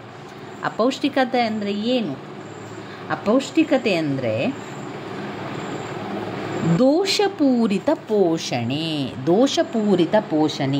ಆಹಾರದ ಕೊರತೆ, ಅಗತ್ಯಕ್ಕಿಂತ ಹೆಚ್ಚು ಆಹಾರ ಸೇವನೆ, ತಪ್ಪು ಆಹಾರದ ಅಭ್ಯಾಸ, ಸೋಂಕು ಮತ್ತಿತರ ಕಾರಣಗಳಿಂದ ದೇಹ ಪೋಷಕಾಂಶಗಳನ್ನು ಹೀರಿಕೊಳ್ಳಲು ಅಥವಾ ಸಮರ್ಪಕವಾಗಿ ಬಳಸಿಕೊಳ್ಳಲು ಅಸಮರ್ಥಕವಾಗುವುದನ್ನು ಅಪೌಷ್ಟಿಕತೆ ಅಂತ ಹೇಳುವಂಥದ್ದನ್ನು ಕಾಣ್ಬೋದು. ಅಪೌಷ್ಟಿಕತೆಯ ಸಮಸ್ಯೆಗಳೇನು?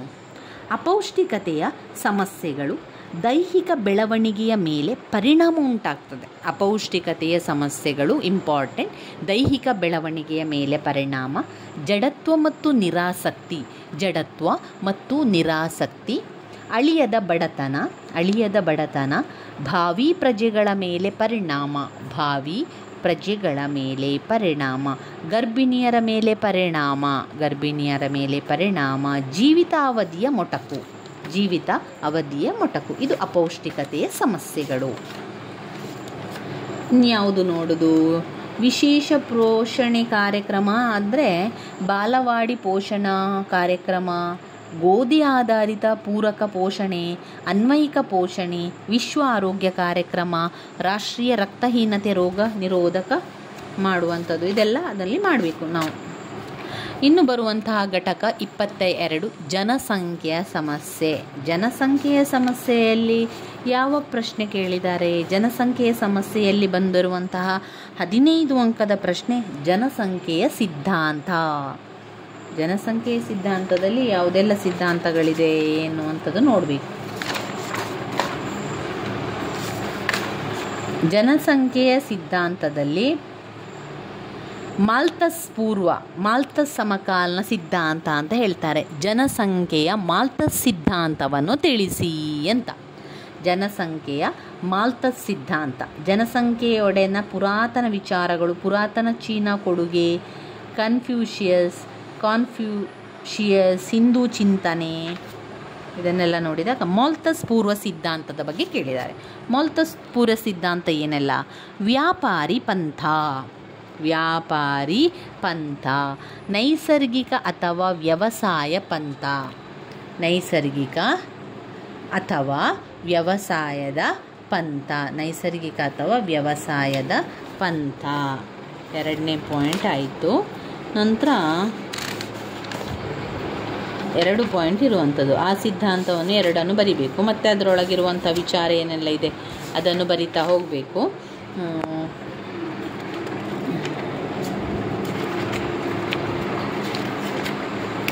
ಇನ್ನು ಯಾವುದಿದೆ ಮುಖ್ಯವಾದ ಪ್ರಶ್ನೆ ಇದ್ದದಂತೂ ಮಾತ್ರ ನಾವು ನೋಡಿದರೆ ಸಾಕು. ಅದರ ಪಾಯಿಂಟ್ಸನ್ನು ಬಾಯ್ಪಾಠ ಮಾಡ್ಕೊಳ್ಳಿ, ಯಾಕಂದರೆ ಇದು ಅಷ್ಟು ಇದೆ. ಇದರಲ್ಲಿ 400 ಎಷ್ಟು ಪುಟಗಳನ್ನು ನೋಡಿದರೆ ನೋಡಿ ಎಷ್ಟು ಪುಟಗಳು, 495 ಪುಟ ಇದೆ ನಿಮಗೆ. 495 ಪುಟ ಯಾವುದರಲ್ಲಿ? ಅಂತಿಮ BA ಸಮಾಜಶಾಸ್ತ್ರ ಕೋರ್ಸ್ 4ರಲ್ಲಿ. ಇಷ್ಟೊಂದಿರುವಾಗ ಇದರಲ್ಲಿ ಅಷ್ಟೂ ಕ್ವಶನ್ಗಳಿದೆ. ಎಷ್ಟು ಕ್ವಶನ್ ಇರಬೇಕಾದ್ರೆ ಅದರ ಪಾಯಿಂಟ್ಸ್ಗಳನ್ನು ಬಾಯಿಪಾಠ ಮಾಡಿ ಆದರೂ ಕಲೀರಿ. ಹೇಗಾದರೂ ಸರಿ, ಅದರ ಪಾಯಿಂಟ್ಸ್ ಗೊತ್ತಿದ್ದರೆ ಸಾಕು. ಅದಕ್ಕಿಂತ ಹೆಚ್ಚು ಏನೂ ಅವಶ್ಯಕತೆ ಇಲ್ಲ. ನೀವು ವಿವರಣೆಯನ್ನು ಬರಿಬೇಕಾದ್ರೆ ಆ ವಿವರಣೆ ನಿಮಗೆ ಏನು ತೋರಿಸ್ತದೆ ಅದನ್ನೇ ಬರಿತಾ ಹೋಗಿ ಸ್ನೇಹಿತರೆ. ವಿವರಣೆಗೆ ನೀವು ಹೆಚ್ಚು ಟೆನ್ಷನ್ ಮಾಡಬೇಡಿ. ಪಾಯಿಂಟ್ಸ್ ಗೊತ್ತಿದ್ದರೆ ಸಾಕು ನಿಮಗೆ. ಹೆಚ್ಚು ಚಿಂತೆ ಮಾಡಬೇಡಿ. ಯಾವುದಕ್ಕೂ ಕೂಡ ಹಾಗೆ ನಾವು ಹೆಚ್ಚು ಟೆನ್ಷನ್ ಮಾಡಿದರೆ ನಮಗೆ ಗೊತ್ತಿರುವಂಥದ್ದು ಮರ್ತು ಹೋಗ್ತದೆ, ಏನು ಕೂಡ ಆಲೋಚನೆಗೆ ಬರುವುದಿಲ್ಲ. ಚಿಂತೆ ಮಾಡೋದನ್ನು ಬಿಡಿ. ಆದದ್ದು ಆದ ಹಾಗೆ ಆಗ್ತದೆ. ದೇವರು ನಮಗೆ ಯಾವ ರೀತಿ ದಾರಿ ತೋರಿಸ್ತಾನೆ ಅದೇ ರೀತಿಯಲ್ಲಿ ನಾವು ಹೋಗುವಂಥದ್ದಲ್ವ. ದೇವರಿಗೆ ನಮ್ಮ ಒಂದು ಏನಾಗಬೇಕು, ಇವನು ಮುಂದಿನ ಜೀವನದಲ್ಲಿ ಇವನದು ಏನಿರಬೇಕು ಎನ್ನುವಂಥದ್ದನ್ನೆಲ್ಲ ದೇವರು ಬರೆದು ಕಳಿಸಿ ಆಗಿರ್ತದೆ. ಇನ್ನು ನಾವು ಚಿಂತೆ ಮಾಡಿ ಏನು ಪ್ರಯೋಜನ? ಈಗ ಪರೀಕ್ಷೆ ಇದೆ, ಪರೀಕ್ಷೆ ಎನ್ನುವಂಥದ್ದು ಟೆನ್ಷನ್ ಮಾಡಿ ಏನು ಪ್ರಯೋಜನ ಇಲ್ಲ.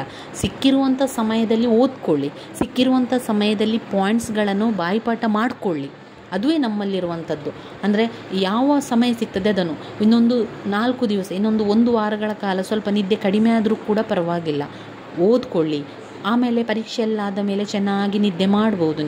ನೀವು ಅಂದ್ಕೊಳ್ಬೋದು ನಿದ್ದೆಗೆ ಟೈಮ್ ಇಲ್ಲ ಅಥವಾ ಓದ್ಕೊಳ್ಳಿಕ್ಕೆ ಟೈಮ್ ಇಲ್ಲ ಅಂತ. ಯಾವಾಗ ಓದ್ಕೊಳ್ಳಿಕ್ಕೆ ಟೈಮ್ ಇಲ್ಲ?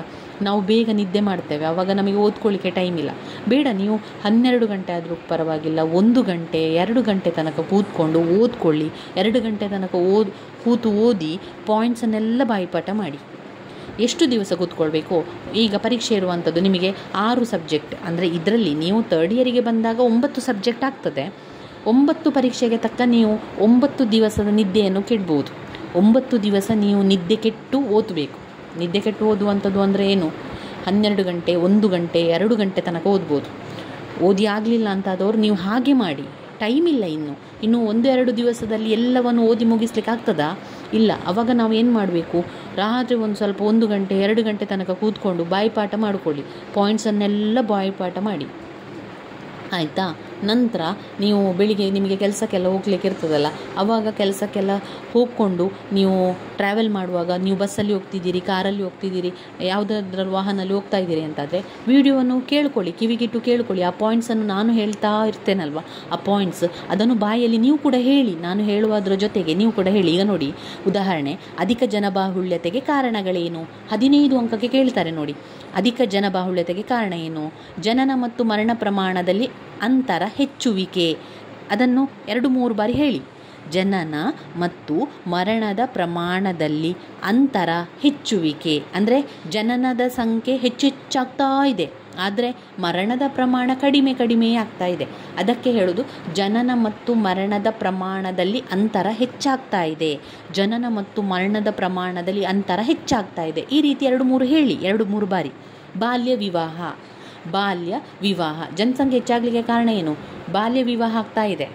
ಬಾಲ್ಯ ವಿವಾಹ, ಅಧಿಕ ಪ್ರಮಾಣದ ಅನಕ್ಷರತೆ, ಅಧಿಕ ಪ್ರಮಾಣದ ಅನಕ್ಷರತೆ, ಅಧಿಕ ಪ್ರಮಾಣದ ಅನಕ್ಷರತೆ. ಈ ರೀತಿ ನೀವು ಬಾಯ್ಪಾಠ ಮಾಡುವಂಥದ್ದು ಆ ರೀತಿ. ಎಲ್ರಿಗೂ ನಾನು ಹೇಳುವಂಥದ್ದಲ್ಲ. ಕೆಲವರು ಏನು ಮಾಡ್ತಾರೆ, ಅರ್ಥ ಮಾಡಿಕೊಂಡು ಓದ್ತಾರೆ. ನಿಜವಾದ ಕ್ರಮ ಹೇಗೆ ಅಂತ ಹೇಳಿದರೆ, ತುಂಬ ಸಮಯ ಇದ್ದಾಗ, ಈಗ ನಾವು 1 ವರ್ಷಗಳ ಕಾಲ, 1 ವರ್ಷದ ಮೊದಲು ನಾವು ಸೇರಿರ್ತೇವೆ ಅಲ್ವಾ, ನಾವು ಫೀಸ್ ಕಟ್ಟಿಯೆಲ್ಲ ಇರ್ತೇವೆ. 1 ವರ್ಷ ಇರ್ತದೆ ನಮಗೆ ಓದಲಿಕ್ಕೆ. ನಮಗೆ ಆವಾಗೆಲ್ಲ ಓದಿದ್ರು ನೆನಪು ಉಳಿದಿಲ್ಲ ಅಂತ ತುಂಬ ಜನರು ಅದನ್ನು ಪುಸ್ತಕ ಮುಟ್ಟಲಿಕ್ಕೆ ಹೋಗುವುದಿಲ್ಲ. ನಾವು ಆಗಲೇ ಓದಲಿಕ್ಕೆ ಆರಂಭ ಮಾಡಿದರೆ ಅರ್ಥ ಮಾಡ್ಕೊಂಡು ಓದಬೇಕು. ಜನಸಂಖ್ಯೆ ಹೆಚ್ಚಾಗಲಿಕ್ಕೆ ಏನು ಕಾರಣ, ನಾವು ಒಂದು ಅಂದಾಜು ಮಾಡಬೇಕು. ಹೌದು, ಜನಸಂಖ್ಯೆ ಹೆಚ್ಚಾಗಲಿಕ್ಕೆ ಜನನ ಹೆಚ್ಚಾಗ್ತಾ ಉಂಟು, ಮರಣ ಕಡಿಮೆ ಆಗ್ತಾ ಉಂಟು. ಅದರಿಂದ ಜನನ ಮತ್ತು ಮರಣಗಳ ನಡುವಿನ ಅಂತರ ಹೆಚ್ಚಾಗಿದೆ. ಬಾಲ್ಯ ವಿವಾಹ ತುಂಬ ಆಗ್ತಾ ಇದ್ದಾರೆ. ಬಾಲ್ಯ ವಿವಾಹ ಆಗುವುದರಿಂದ ಮದುವೆ ಆದ ಕೂಡಲೇ ಮಕ್ಕಳಾಗುವಂಥದ್ದು, ಅದರಿಂದ ಅಧಿಕ ಜನಬಾಹುಳ್ಯತೆ ಆಗ್ತಾ ಇದೆ. ಅಧಿಕ ಪ್ರಮಾಣದ ಅನಕ್ಷರತೆ, ಜನರಿಗೆ ಹೆಚ್ಚು ವಿದ್ಯಾಭ್ಯಾಸ ಇದ್ದರೆ ಎಲ್ಲ ಗೊತ್ತಾಗ್ತದಲ್ವ. ಆದರೆ ಅಧಿಕ ಪ್ರಮಾಣದ ಅನಕ್ಷರತೆಯಿಂದಾಗಿ ಜನರಿಗೆ ಏನು ಗೊತ್ತಿಲ್ಲ. ಧಾರ್ಮಿಕ ಪ್ರವೃತ್ತಿಗಳು, ಇದು 8 ಮಕ್ಕಳಿದ್ರೆ ಒಳ್ಳೆಯದು, 10 ಮಕ್ಕಳಿದ್ರೆ ಒಳ್ಳೆಯದು, ಧಾರ್ಮಿಕವಾದ ಪ್ರವೃತ್ತಿಗಳಿರುವಂಥದ್ದು. ಈ ರೀತಿಯಾಗಿ ಒಂದು ಅರ್ಥ ಮಾಡಿಕೊಂಡು ಓದ್ಕೊಳ್ಳುವವರು ನಿಜವಾಗಿ ಒಳ್ಳೆಯ ರೀತಿಯದು. ಅರ್ಥ ಮಾಡಿಕೊಂಡು ಓದ್ಕೊಳ್ಬೇಕು. ಅದು ಸಮಯ ಇದ್ದರೆ ಅರ್ಥ ಮಾಡಿಕೊಂಡು ಓದ್ಕೊಳ್ಳುವಂಥದ್ದು ಒಳ್ಳೆಯ ವಿಧಾನ. ಇಲ್ಲಿ ನಾನು ನಿಮಗೆ ಹೇಳ್ಕೊಡುವಂಥದ್ದು ಏನು ಅಂತ ಹೇಳಿದರೆ, ಸಮಯ ಯಾರಿಗಿಲ್ಲ ಅಥವಾ ಯಾರು ಓದ್ಕೊಳ್ಳೇ ಇಲ್ಲ, 1-2 ದಿವಸದಲ್ಲಿ ಪರೀಕ್ಷೆಯನ್ನು ಬರೀಬೇಕು ಅಂತ ಇದ್ದವರಿಗೆ ನಾನು ಒಂದು ಟಿಪ್ಸನ್ನು ಹೇಳ್ಕೊಡುವಂಥದ್ದು, ಬಾಯಿಪಾಠ ಮಾಡಿ ಅಂತ. ಜನನ ಮತ್ತು ಮರಣದ ಪ್ರಮಾಣದಲ್ಲಿ ಅಂತರ ಹೆಚ್ಚುವಿಕೆ, ಬಾಲ್ಯ ವಿವಾಹ, ಅಧಿಕ ಪ್ರಮಾಣದ ಅನಕ್ಷರತೆ, ಧಾರ್ಮಿಕ ಪ್ರವೃತ್ತಿ, ಈ ರೀತಿಯಾಗಿ ಬಾಯಿಪಾಠ ಮಾಡುವಂಥದ್ದು. ಅವಿಭಕ್ತ ಕುಟುಂಬದ ವ್ಯವಸ್ಥೆ, ಬಡತನ, ಶಾಂತಿಯುತ ಪರಿಸ್ಥಿತಿ, ಹಸಿರು ಕ್ರಾಂತಿ, ವೈದ್ಯಕೀಯ ಜ್ಞಾನದಲ್ಲಿ ಉತ್ತಮಿಕೆ. ಅವಿಭಕ್ತ ಕುಟುಂಬ ವ್ಯವಸ್ಥೆ, ಬಡತನ, ಶಾಂತಿಯುತ ಪರಿಸ್ಥಿತಿ, ಹಸಿರು ಕ್ರಾಂತಿ, ವೈದ್ಯಕೀಯ ಜ್ಞಾನದಲ್ಲಿ ಉತ್ತಮಿಕೆ, ಹವಾಮಾನ ಪರಿಸ್ಥಿತಿ, ಸಾರಿಗೆ ಸೌಕರ್ಯದಲ್ಲಿ ಉತ್ತಮವಾಗಿದೆ, ಕೈಗಾರಿಕೆಯಲ್ಲಿ ಉತ್ತಮ ಇದೆ. ಇದು ಹೆಚ್ಚು ಜನಸಂಖ್ಯೆ ಆಗಲಿಕ್ಕೆ ಕಾರಣ. ಹೆಚ್ಚು ಜನಸಂಖ್ಯೆ ಆದರೆ ಏನಾಗ್ತದೆ, ಅದರ ಪರಿಣಾಮ ಏನು ಅಂತ ಕೇಳ್ತಾರೆ. ವಸತಿ ಅಭಾವ, ಮನೆಯೇ ಸಿಗ್ತಾ ಇಲ್ಲ. ಎಲ್ಲಿ ಕೂಡ ಹುಡುಕಿದ್ರು ಕೂಡ ತುಂಬ ಜನ ಆಗಿ ಮನೆಯ ಅಭಾವ, ವಸತಿ ಅಭಾವ. ಊಟಕ್ಕೆ ಸಮಸ್ಯೆ ಆಗ್ತದೆ, ಆಹಾರ ಸಮಸ್ಯೆ, ವಸತಿ ಅಭಾವ, ಆಹಾರ ಸಮಸ್ಯೆ, ಜನಸಾಂದ್ರತೆ, ಶಿಕ್ಷಣ ಸಮಸ್ಯೆ, ನಿರುದ್ಯೋಗ ಸಮಸ್ಯೆ. ಇದೆಲ್ಲ ಜನರಲ್ ಆಗಿ ನೀವು ಯೋಚನೆ ಮಾಡ್ಬೋದು. ಹೆಚ್ಚು ಜನ ಆದರೆ ಏನಾಗ್ತದೆ, ನಿರುದ್ಯೋಗ, ಇಲ್ಲಿ ಕೂಡ ಕೆಲಸವೇ ಇಲ್ಲ. ಶಿಕ್ಷಣಕ್ಕೂ ಕೂಡ ಸಮಸ್ಯೆ. ಜನಸಾಂದ್ರತೆ, ಶಿಕ್ಷಣದ ಸಮಸ್ಯೆ, ನಿರುದ್ಯೋಗ ಸಮಸ್ಯೆ, ವೈದ್ಯಕೀಯ ಸೌಲಭ್ಯದ ಕೊರತೆ. ನೋಡಿ, ವೈದ್ಯಕೀಯ ಸೌಲಭ್ಯದ ಕೊರತೆ ಆಗ್ತದೆ. ಜನಸಂಖ್ಯೆ ಹೆಚ್ಚಾಗಿ ಏನಾಗ್ತದೆ, ನಾವೊಂದು ಕ್ಲಿನಿಕ್ಕಿಗೆ ಹೋಗಿ, ಒಂದು ಆಸ್ಪತ್ರೆಯಲ್ಲಿ ಹೋಗಿ ಗಂಟೆಗಟ್ಟಲೆ ಕೂತ್ಕೊಳ್ಬೇಕಲ್ಲಿ. ಅಲ್ಲಿ ಕ್ಯೂ, ಅಲ್ಲಿ ಟೋಕನ್, ನಮ್ಮದು 78ನೇ ನಂಬರು, ನಮ್ಮದು 80ನೇ ನಂಬರು ಅಂತ ಈ ಟೋಕನ್ ತೆಗೆದುಕೊಂಡು ಬೆಳಿಗ್ಗೆ ಕೂತವರು ಸಂಜೆ ತನಕ ಆಸ್ಪತ್ರೆಯಲ್ಲೇ ಬಾಕಿ. ಇದುವೇ ನೋಡಿ, ವೈದ್ಯಕೀಯ ಸೌಲಭ್ಯವೇ ನಮಗೆ ಕೊರತೆ ಆಗ್ತದೆ. ಯಾಕಂದರೆ ಜನಸಂಖ್ಯೆ ಹೆಚ್ಚಾಗಿದೆ ಅಲ್ವಾ. ಈ ರೀತಿ ನಾವು ಅರ್ಥ ಮಾಡ್ಕೊಳ್ಬೇಕು. ಆರ್ಥಿಕತೆಯ ಮೇಲಣ ಒತ್ತಡ ಆಗಿದೆ, ಕ್ಷೇಮಾಭಿವೃದ್ಧಿ ಕ್ರಮೋಪಾಯಗಳ ಪರಿಚಯಿಸಲು ಅಸಮರ್ಥತೆಯಾಗಿದೆ, ಕೃಷಿ ಹಿಡುವಳಿಯಲ್ಲಿ ವಿಭಜನೆಯಾಗಿದೆ, ದುರಾಚಾರ ಆಗ್ತಾ ಇದೆ, ರಾಜಕೀಯ ಅಸ್ಥಿರತೆ ಆಗ್ತದೆ. ತುಂಬಾ ಕಾರಣ ಇದೆ. ಇದಕ್ಕೆ ಪರಿಹಾರ ಏನು ಮಾಡ್ಬೋದು ನಾವು? ಪರಿಹಾರ ಅಂದರೆ ಜನಸಂಖ್ಯೆ ನಿಯಂತ್ರಣ ಮಾಡಬೇಕು, ಸಾಮಾಜಿಕ ಆರ್ಥಿಕ ಪರಿಹಾರ ಮಾಡಬೇಕು, ಜೀವನ ಮಟ್ಟದಲ್ಲಿ ಏರಿಕೆ ಮಾಡಬೇಕು, ತೆರಿಗೆ ರಚನೆಯಲ್ಲಿ ಬದಲಾವಣೆ ಮಾಡಬೇಕು, ಕಡ್ಡಾಯ ಶಿಕ್ಷಣ ಮಾಡಬೇಕು, ಜನರಿಗೆ ತಿಳಿಸಿಕೊಡಬೇಕು, ಸ್ತ್ರೀಯರ ಸ್ಥಾನಮಾನ ಉತ್ತಮಪಡಿಸಬೇಕು. ಜನಸಂಖ್ಯೆ ನಿಯಂತ್ರಣ ಪರಿಹಾರಗಳೇನು? ಜನಸಂಖ್ಯೆಯ ನಿಯಂತ್ರಣದ ಪರಿಹಾರಗಳು: ಕುಟುಂಬ ಯೋಜನೆ ಮಾಡಬೇಕು, ಜನನ ನಿಯಂತ್ರಣ ಕ್ರಮಗಳ ಬಳಕೆ ಮಾಡಬೇಕು, ಸ್ವಯಂ ನಿರ್ಬಂಧನೆ ಮಾಡಬೇಕು, ಪ್ರಚಾರ ಮಾಡಬೇಕು, ವೈವಾಹಿಕ ವಯಸ್ಸಿನ ಏರಿಕೆ ಮಾಡಬೇಕು.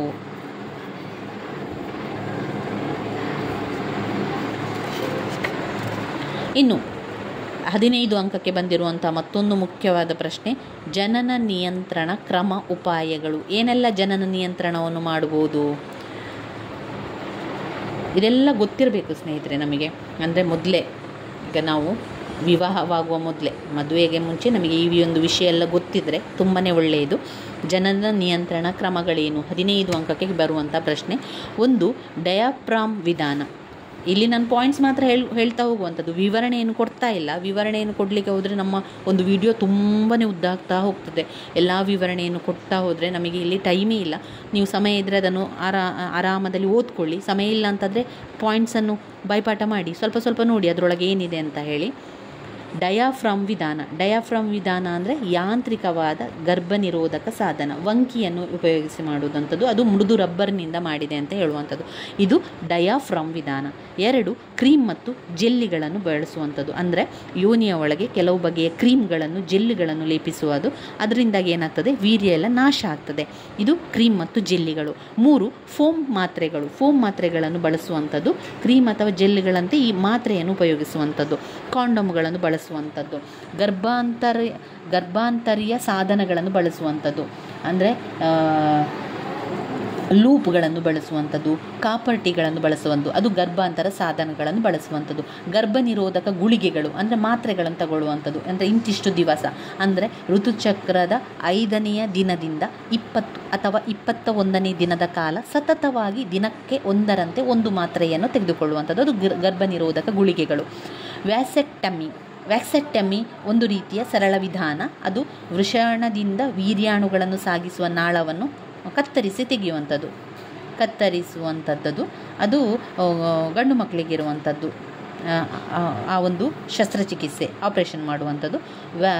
ಅದಕ್ಕೆ ಹೆಸರು ವ್ಯಾಸೆಕ್ಟಮಿ. ನಂತರ 8ನೇದು ಟ್ಯುಬೆಕ್ಟಮಿ ಅಂದರೆ ಸ್ತ್ರೀಯರ ಸಂತಾನ ಶಕ್ತಿಹರಣ ಚಿಕಿತ್ಸೆ. ಅದು ಟ್ಯುಬೆಕ್ಟಮಿ. 9 ಪ್ರೇರೇಪಿತ ಗರ್ಭಪಾತ. ಒಟ್ಟು 9 ಪಾಯಿಂಟ್ಸ್ಗಳಿದೆ. ಇದನ್ನು 15 ಅಂಕಕ್ಕೆ ಹಳೆಯ ಪ್ರಶ್ನೆ ಪತ್ರಿಕೆಗಳಲ್ಲಿ ಬಂದಿರುವಂತಹ ಪ್ರಶ್ನೆ.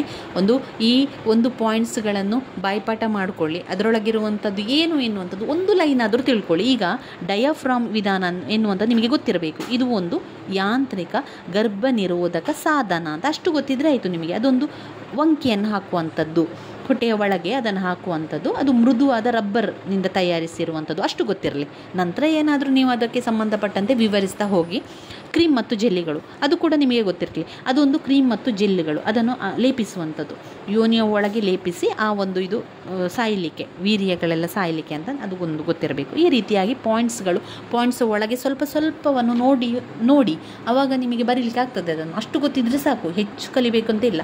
ಪಾಯಿಂಟ್ಸನ್ನು ಮಾತ್ರ ಸರಿಯಾಗಿ ಕಲೀರಿ. ಗರ್ಭಾಂತರೀಯ ಸಾಧನಗಳು, ಗರ್ಭನಿರೋಧಕ ಗುಳಿಗೆಗಳು, ವ್ಯಾಸೆಕ್ಟಮಿ, ಟ್ಯುಬೆಕ್ಟಮಿ, ಪ್ರೇರೇಪಿತ ಗರ್ಭಪಾತ, ಕಾಂಡಮ್ಗಳು, ಫೋಮ್ ಮಾತ್ರೆಗಳು, ಕ್ರೀಮ್ ಮತ್ತು ಜೆಲ್ಲಿಗಳು, ಡಯಾಫ್ರಮ್ ವಿಧಾನ, ಜನನ ನಿಯಂತ್ರಣ ಕ್ರಮೋಪಾಯಗಳ ಬಗ್ಗೆ. ಇದು ನಮಗೆ ಕೆಲವೊಮ್ಮೆ ಏನಾಗ್ತದೆ ಗೊತ್ತುಂಟ, ಪ್ರಶ್ನೆ ಗೊತ್ತಿರೋದಿಲ್ಲ, ಉತ್ತರ ಗೊತ್ತಿರ್ತದೆ, ಅದಕ್ಕೆ ಯಾವ ಪ್ರಶ್ನೆ ಅಂತ ಕೂಡ ಕನ್ಫ್ಯೂಸ್ ಆಗ್ತದೆ. ಆ ರೀತಿ ಕೂಡ ಆಗ್ತದೆ ಕೆಲವೊಮ್ಮೆ ಎಕ್ಸಾಮ್ನ ಒಂದು ಟೆನ್ಷನಿಗೆ. ಆದ್ದರಿಂದ ಆ ಪ್ರಶ್ನೆಯನ್ನು ಕೂಡ ಒಮ್ಮೆ ನೋಡ್ಕೊಳ್ಬೇಕು ನೀವು, ಇದು ಯಾವ ಪ್ರಶ್ನೆ ಅಂತ. ಇಲ್ಲಿಗೆ ನಮ್ಮ ಸಮಾಜಶಾಸ್ತ್ರ ಆಯಿತು. 495 ಪುಟ ಸಂಖ್ಯೆಗೆ ಬಂದೆವು ನೋಡಿ. 495 ಪುಟ ಸಂಖ್ಯೆಗೆ ಆಗುವಾಗ ಅಂತಿಮ BA ಸಮಾಜಶಾಸ್ತ್ರ ಮುಗಿಯಿತು. ಇದು ಕೋರ್ಸ್ 4ರಲ್ಲಿರುವಂತಹ ಸಾಮಾಜಿಕ ಸಮಸ್ಯೆಗಳ ಅಧ್ಯಯನ ಬಗ್ಗೆ ಸಂಪೂರ್ಣವಾಗಿ ತಿಳ್ಕೊಂಡೆವು. ಇದರಲ್ಲಿ ನಾವು ಇವತ್ತೇನು ಮಾಡಿದ್ದೇವೆ ಹೇಳಿ, ಎಲ್ಲ ಒಂದು ಪ್ರಶ್ನೆ ಇಂಪಾರ್ಟೆಂಟ್ ಆಗಿರುವಂಥದ್ದು, ಪದೇ ಪದೇ ರಿಪೀಟ್ ಆಗಿರುವ ಪ್ರಶ್ನೆಗಳನ್ನಷ್ಟೇ ನೋಡ್ಕೊಂಡಿರುವಂಥದ್ದು, ಅದರ ಪಾಯಿಂಟ್ಸ್ಗಳನ್ನು ಕಲ್ತಿದ್ದೇವೆ. ವಿವರಣೆಯನ್ನು ಕಲೀಲಿಲ್ಲ, ಪಾಯಿಂಟ್ಸನ್ನು ಮಾತ್ರ ಕಲ್ತಿದ್ದೇವೆ. ಈ ಪಾಯಿಂಟ್ಸನ್ನೇ ಮೊದಲು ನೀವು ಬಾಯ್ಪಾಠ ಆದರೂ ಮಾಡ್ಕೊಳ್ಳಿ, ಹೇಗಾದರೂ ಅರ್ಥ ಮಾಡಿಕೊಂಡು ಅದರ ಆಗ್ಬೋದು. ಪಾಯಿಂಟ್ಸನ್ನು ಸರಿಯಾಗಿ ಕಲಿಯಿರಿ. ಅದರೊಳಗಿರುವಂಥ ವಿವರಣೆಯನ್ನು ನಿಮಗೆ ಸ್ವಲ್ಪ ಸಮಯ ಇದೆ ಅಂತಾದರೆ ಅದರೊಳಗೆ ಏನಿದೆ ವಿಚಾರ ಎನ್ನುವಂಥದ್ದು ಒಂದು ಲೈನ್ ಆದರೂ ನೋಡ್ಕೊಳ್ಳಿ, ಆಯಿತಾ. ಇನ್ನು ಪರೀಕ್ಷೆಯ ಬಗ್ಗೆ ಹೇಳೋದಾದರೆ ಚಿಂತೆ ಮಾಡಬೇಡಿ, ಟೆನ್ಷನ್ ಮಾಡಬೇಡಿ, ಆರಾಮದಲ್ಲಿ ಹೋಗಿ ಪರೀಕ್ಷೆಯನ್ನು ಬರೀರಿ. ನಿಮಗೆ ಎಷ್ಟು ಗೊತ್ತಿದೆಯೋ ಅದನ್ನೆಲ್ಲ ಕೂಡ ಬರೆದು ಬನ್ನಿ. ಯಾವ ಪ್ರಶ್ನೆಗೂ ಕೂಡ ಉತ್ತರವನ್ನು ಬಿಟ್ಟು ಬರಬೇಡಿ, ಅದನ್ನು ಬಾಕಿ ಮಾಡಿ ಬರಬೇಡಿ, ಎಲ್ಲದಕ್ಕೂ ಕೂಡ ಉತ್ತರವನ್ನು ಬರೆದು ಬನ್ನಿ. ಆಮೇಲೆ ಮತ್ತೊಂದು ನೀವು ನೆನಪಲ್ಲಿ ಇಡಬೇಕಾಗಿರುವಂಥದ್ದು, ಪರೀಕ್ಷೆ ಬರಿಬೇಕಾದ್ರೆ ನಿಧಾನವಾಗಿ ಬರಿಬೇಡಿ. ಆ ರೀತಿ ಮಾಡಿದರೆ ಕೊನೆಯ ಪ್ರಶ್ನೆಗೆ ಉತ್ತರ ಬರೀಲಿಕ್ಕೆ ಅಲ್ಲಿ ಸಮಯವೇ ಇರುವುದಿಲ್ಲ ನಮಗೆ. ಆದ್ದರಿಂದ ಫಾಸ್ಟಾಗಿ ಬರೀರಿ. ಸ್ವಲ್ಪ ಅಕ್ಷರ ಚೆಂದ ಆಗದಿದ್ದರೂ ಕೂಡ ಪರವಾಗಿಲ್ಲ, ನೀವು ಫಾಸ್ಟಾಗಿ ಬರಿಬೇಕು. ಮೊದಲ 5 ಅಂಕದ ಪ್ರಶ್ನೆಗಳು ಬರಿಬೇಕಾದ್ರೆ ನೀವು ತುಂಬ ಫಾಸ್ಟ್ ಇರಬೇಕು, ಅಲ್ಲಿ ನಿಧಾನ ಮಾಡಬೇಡಿ. ನೀವು 5 ಅಂಕದ ಪ್ರಶ್ನೆಗೆ ನಿಧಾನ ಮಾಡಿದರೆ 15 ಅಂಕದ ಪ್ರಶ್ನೆ ನಮಗೆ ಸಮಯ ಇರುವುದಿಲ್ಲ. ನಮಗೆ ಬೇಕಾಗಿರುವಂಥದ್ದು ಮುಖ್ಯವಾಗಿ 15 ಅಂಕದ ಪ್ರಶ್ನೆ, ಅಲ್ಲಿ ನಮಗೆ ಒಳ್ಳೆಯ ಅಂಕಗಳು ಸಿಗುವಂಥದ್ದು. ಅದರಿಂದ 5 ಅಂಕದ ಪ್ರಶ್ನೆಯನ್ನು ಬರೆಯುವಾಗ ತುಂಬ ಫಾಸ್ಟಾಗಿರಿ. ಸಾಧಾರಣವಾಗಿ ಅರ್ಧ ಗಂಟೆಯ ಒಳಗಾಗಿ ನಿಮ್ಮ 5 ಅಂಕದ ಉತ್ತರಗಳೆಲ್ಲ ಬರೆದಾಗಬೇಕು ನಿಮಗೆ, ಆಯಿತಾ. ನಂತರ 15 ಅಂಕದ ಪ್ರಶ್ನೆಗೆ, ಒಂದು ಪ್ರಶ್ನೆಗೆ ನಮಗೆ ಅರ್ಧ ಗಂಟೆ ಸಮಯ ಬೇಕು. ಯಾಕಂದರೆ 4 ಪುಟದಿಂದ 5 ಪುಟದ ಉತ್ತರವನ್ನು ನಾವು ಬರಿಬೇಕಾದ್ರೆ ನಮಗೆ ಅರ್ಧ ಗಂಟೆಗಳ ಕಾಲ ಸಮಯ ಬೇಕು.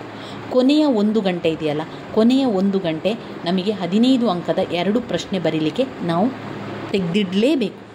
ಆ ರೀತಿಯಾಗಿ ಮಾಡಿಕೊಂಡ್ರೆ ಎಲ್ಲ ಪ್ರಶ್ನೆಗೂ ಕೂಡ ಉತ್ತರವನ್ನು ಬರೀಲಿಕ್ಕೆ ನಮಗೆ ಸಮಯ ಸಾಕಾಗ್ತದೆ. ಈ ರೀತಿಯಾಗಿ ಮಾಡಿಕೊಳ್ಳಿ, ಆರಾಮದಲ್ಲಿ ಹೋಗಿ ಪರೀಕ್ಷೆಯನ್ನು ಬರೀರಿ. ಪರೀಕ್ಷೆ ಚೆನ್ನಾಗಿ ಮಾಡಿಕೊಳ್ಳಿ ಸ್ನೇಹಿತರೆ, ಎಲ್ಲ ಒಳ್ಳೆಯದಾಗ್ತದೆ. ಧನ್ಯವಾದಗಳು. ನನ್ನ ವೀಡಿಯೋಸ್ ಎಲ್ಲ ನಿಮಗೆ ಇಷ್ಟ ಆಗಿದ್ದರೆ ಲೈಕ್ ಕೊಡಿ, ಶೇರ್ ಮಾಡಿ, ಸಬ್ಸ್ಕ್ರೈಬ್ ಮಾಡಲಿಕ್ಕೆ ಮರಿಬೇಡಿ ಸ್ನೇಹಿತರೆ. ಧನ್ಯವಾದ.